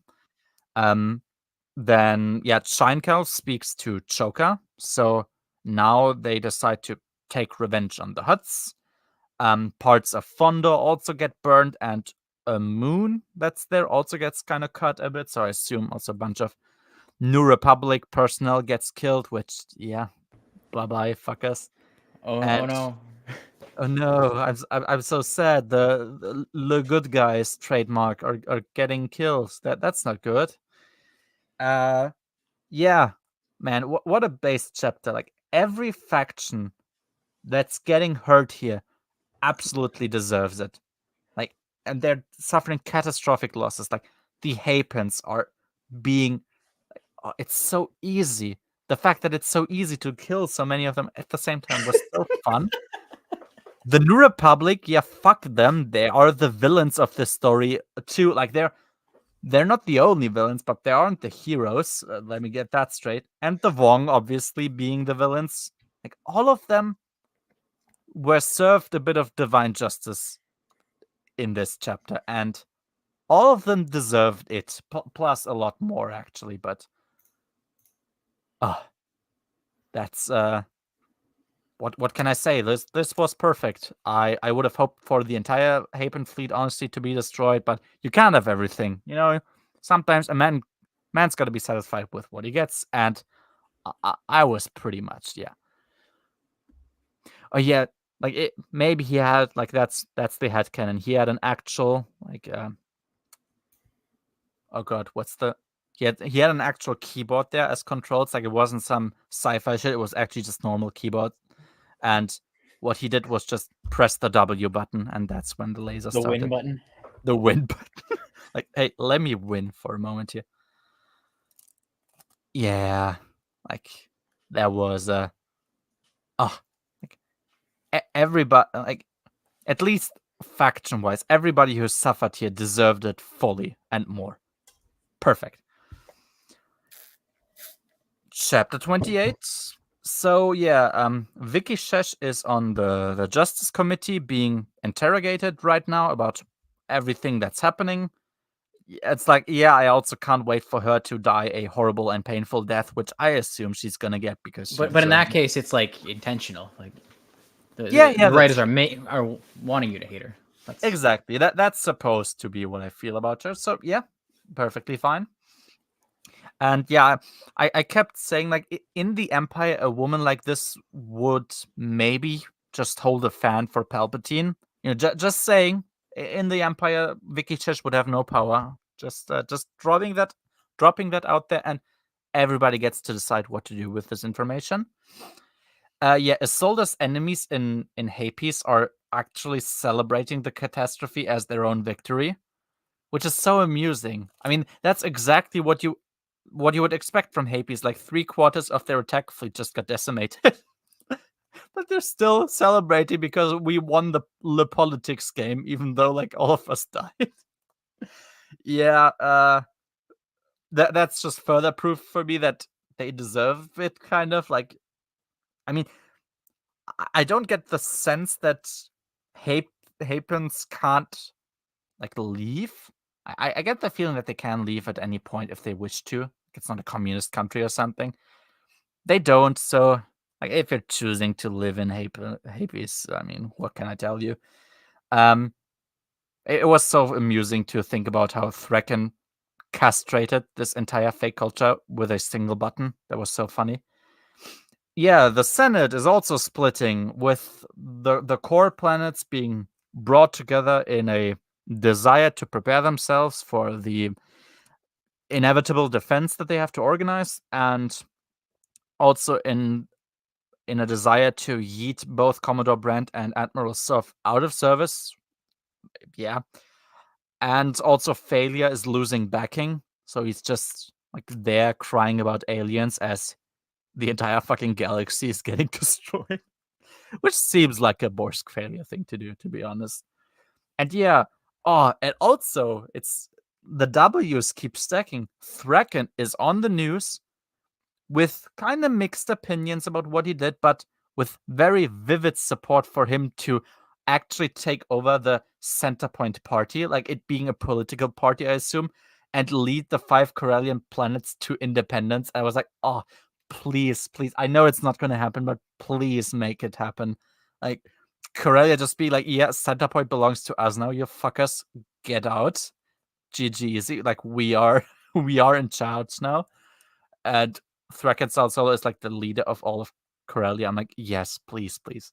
The good guys would honestly like really. The good guys won. The good guys won this day, yeah. And like the only thing that we're missing is like Thraken needs to bring back the Human League too. Yeah, Marcha being the governor who, well, I mean, kind of did fuck all, is basically about to get a vote of no confidence. Which, yeah, bye. So I was like, yeah, Corellia is definitely on the path of healing now, which is soothing to my heart. Exactly, more like a Vicky sheet. To me, that's the first proper New Republic victory. Not New Republic, but it's the first proper moral victory in NJO. Is the Battle of Fondo. Yeah, Anakin. Anakin feels kind of bad because he knows that he could have fired actually, and not hit the Hapens. And like, don't worry, Anakin. You wouldn't understand. I get that you're sad because people died, but it was the right thing to do. He does ask Jason now where the line actually is. If someone holds a blaster against your friend, do you intervene, or are you gonna do nothing because Jedi must not be aggressive? Which is that's a very sensible question to ask. Like, okay, I'm never supposed to ever act in aggression. Well, if somebody's holding a fucking blaster to your skull and about to shoot, am I supposed to do nothing? I guess. How exactly is that protecting people, which is our responsibility? Yeah, and he sees now, like Anakin definitely sees that sometimes defense means that you have to eliminate the enemy. You can't just put barriers like around a place that you don't want attacked. At some point, you're gonna have to make the decision to, well, attack. Like, you have to. You have no other choice.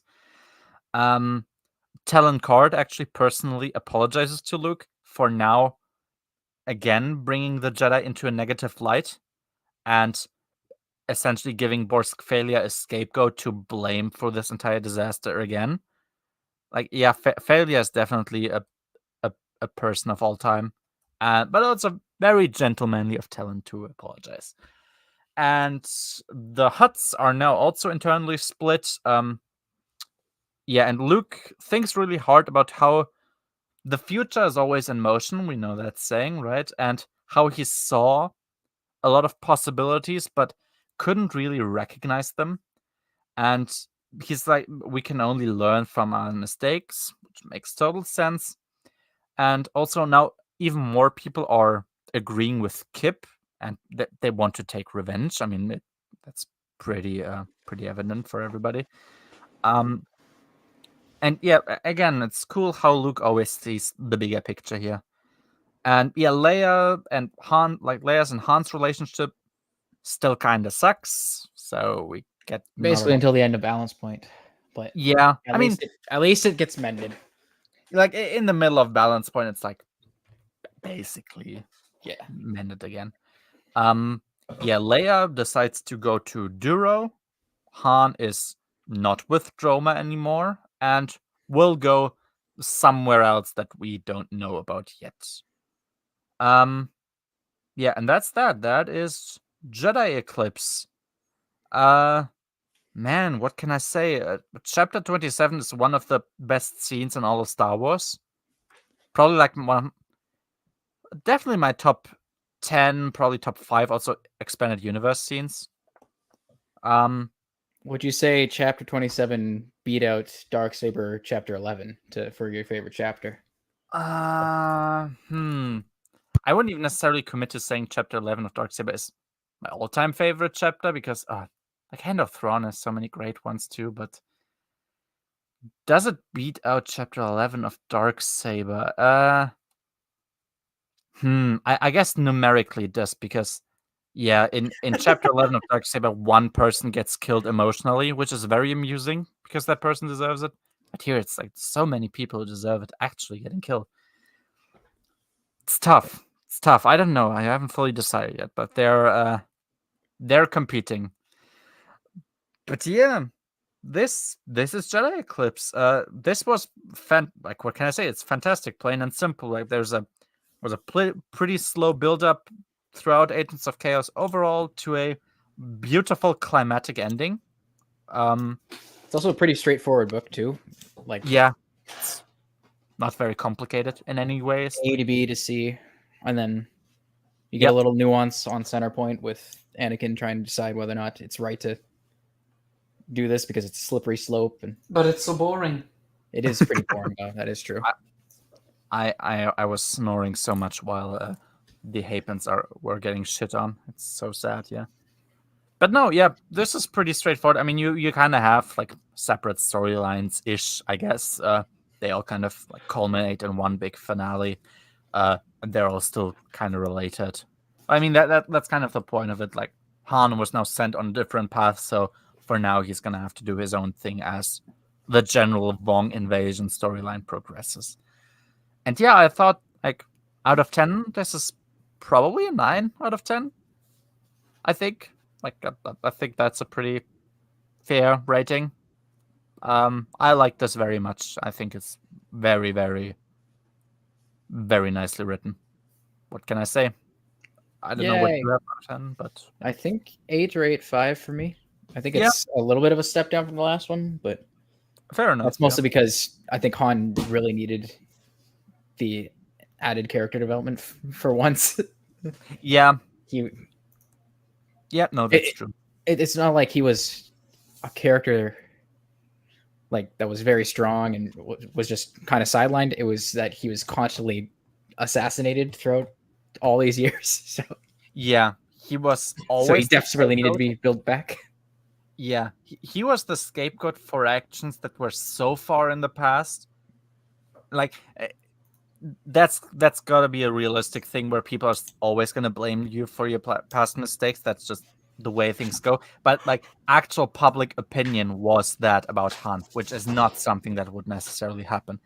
And those things were so far in the past where like you really don't know what to do with Han Solo, do you? Like you always have to return to, oh, well, he was a smuggler like before the fucking movies, or like kind of during the movies, I guess. But yeah, he really needed that like, actual introspective character arc here that he had, and really nice. What can I say? Like, I don't know if there's anybody who did this well in their first try other than Zahn, I guess, because, well, he started this whole thing on his first try. But yeah, like for first books. Yeah, I guess Alston's also fair. Crispin? Yep. Yeah, Crispin. Yep, true. I suppose Stover's first is Traitor, so I guess that too. Kevin J. Anderson, of course. Of course, yeah. Famous friend of the show. Yeah. Yeah, sure. But yeah, like not only for his first ones, but yeah, I guess some people consider these his weakest ones. Which I mean, yeah, I guess something has to be his weakest book. And man, I don't know how good Cloak of Deception is. People only say that because they don't remember that Millennium Falcon exists. Oh yeah, I suppose that's true. Huh? But I mean, I've read, I guess, the majority of his books already. I read Labyrinth of Evil, I read Plagueis, I read Dark Lord, and now these, like, yeah, Lucina is like, it's kind of not even close how good he is, actually. Yep. Yes, he actually makes an effort to, like, incorporate stuff that is meaningful, like telling an actual good story. And doing have consequences based on things from the other books. Yeah. It's not just, hey, look, it's Centerpoint Station. It's hey, look, it's Center Point Station. Also, it can only be controlled by Anakin. Also, it destroys this entire fleet.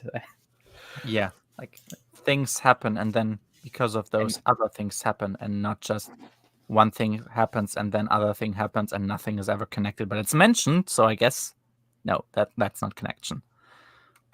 My like my little cousin could do that, right? Like, hey, this thing happened. Like that's not meaningful. Still making Han a character as base as fuck. Yeah, I mean, I always loved Han. Like I love movie Han. AC Crispin Han was like, Jesus Christ, that's so fantastic. And then you had a whole lot of nothing because, well, the author sucked mostly.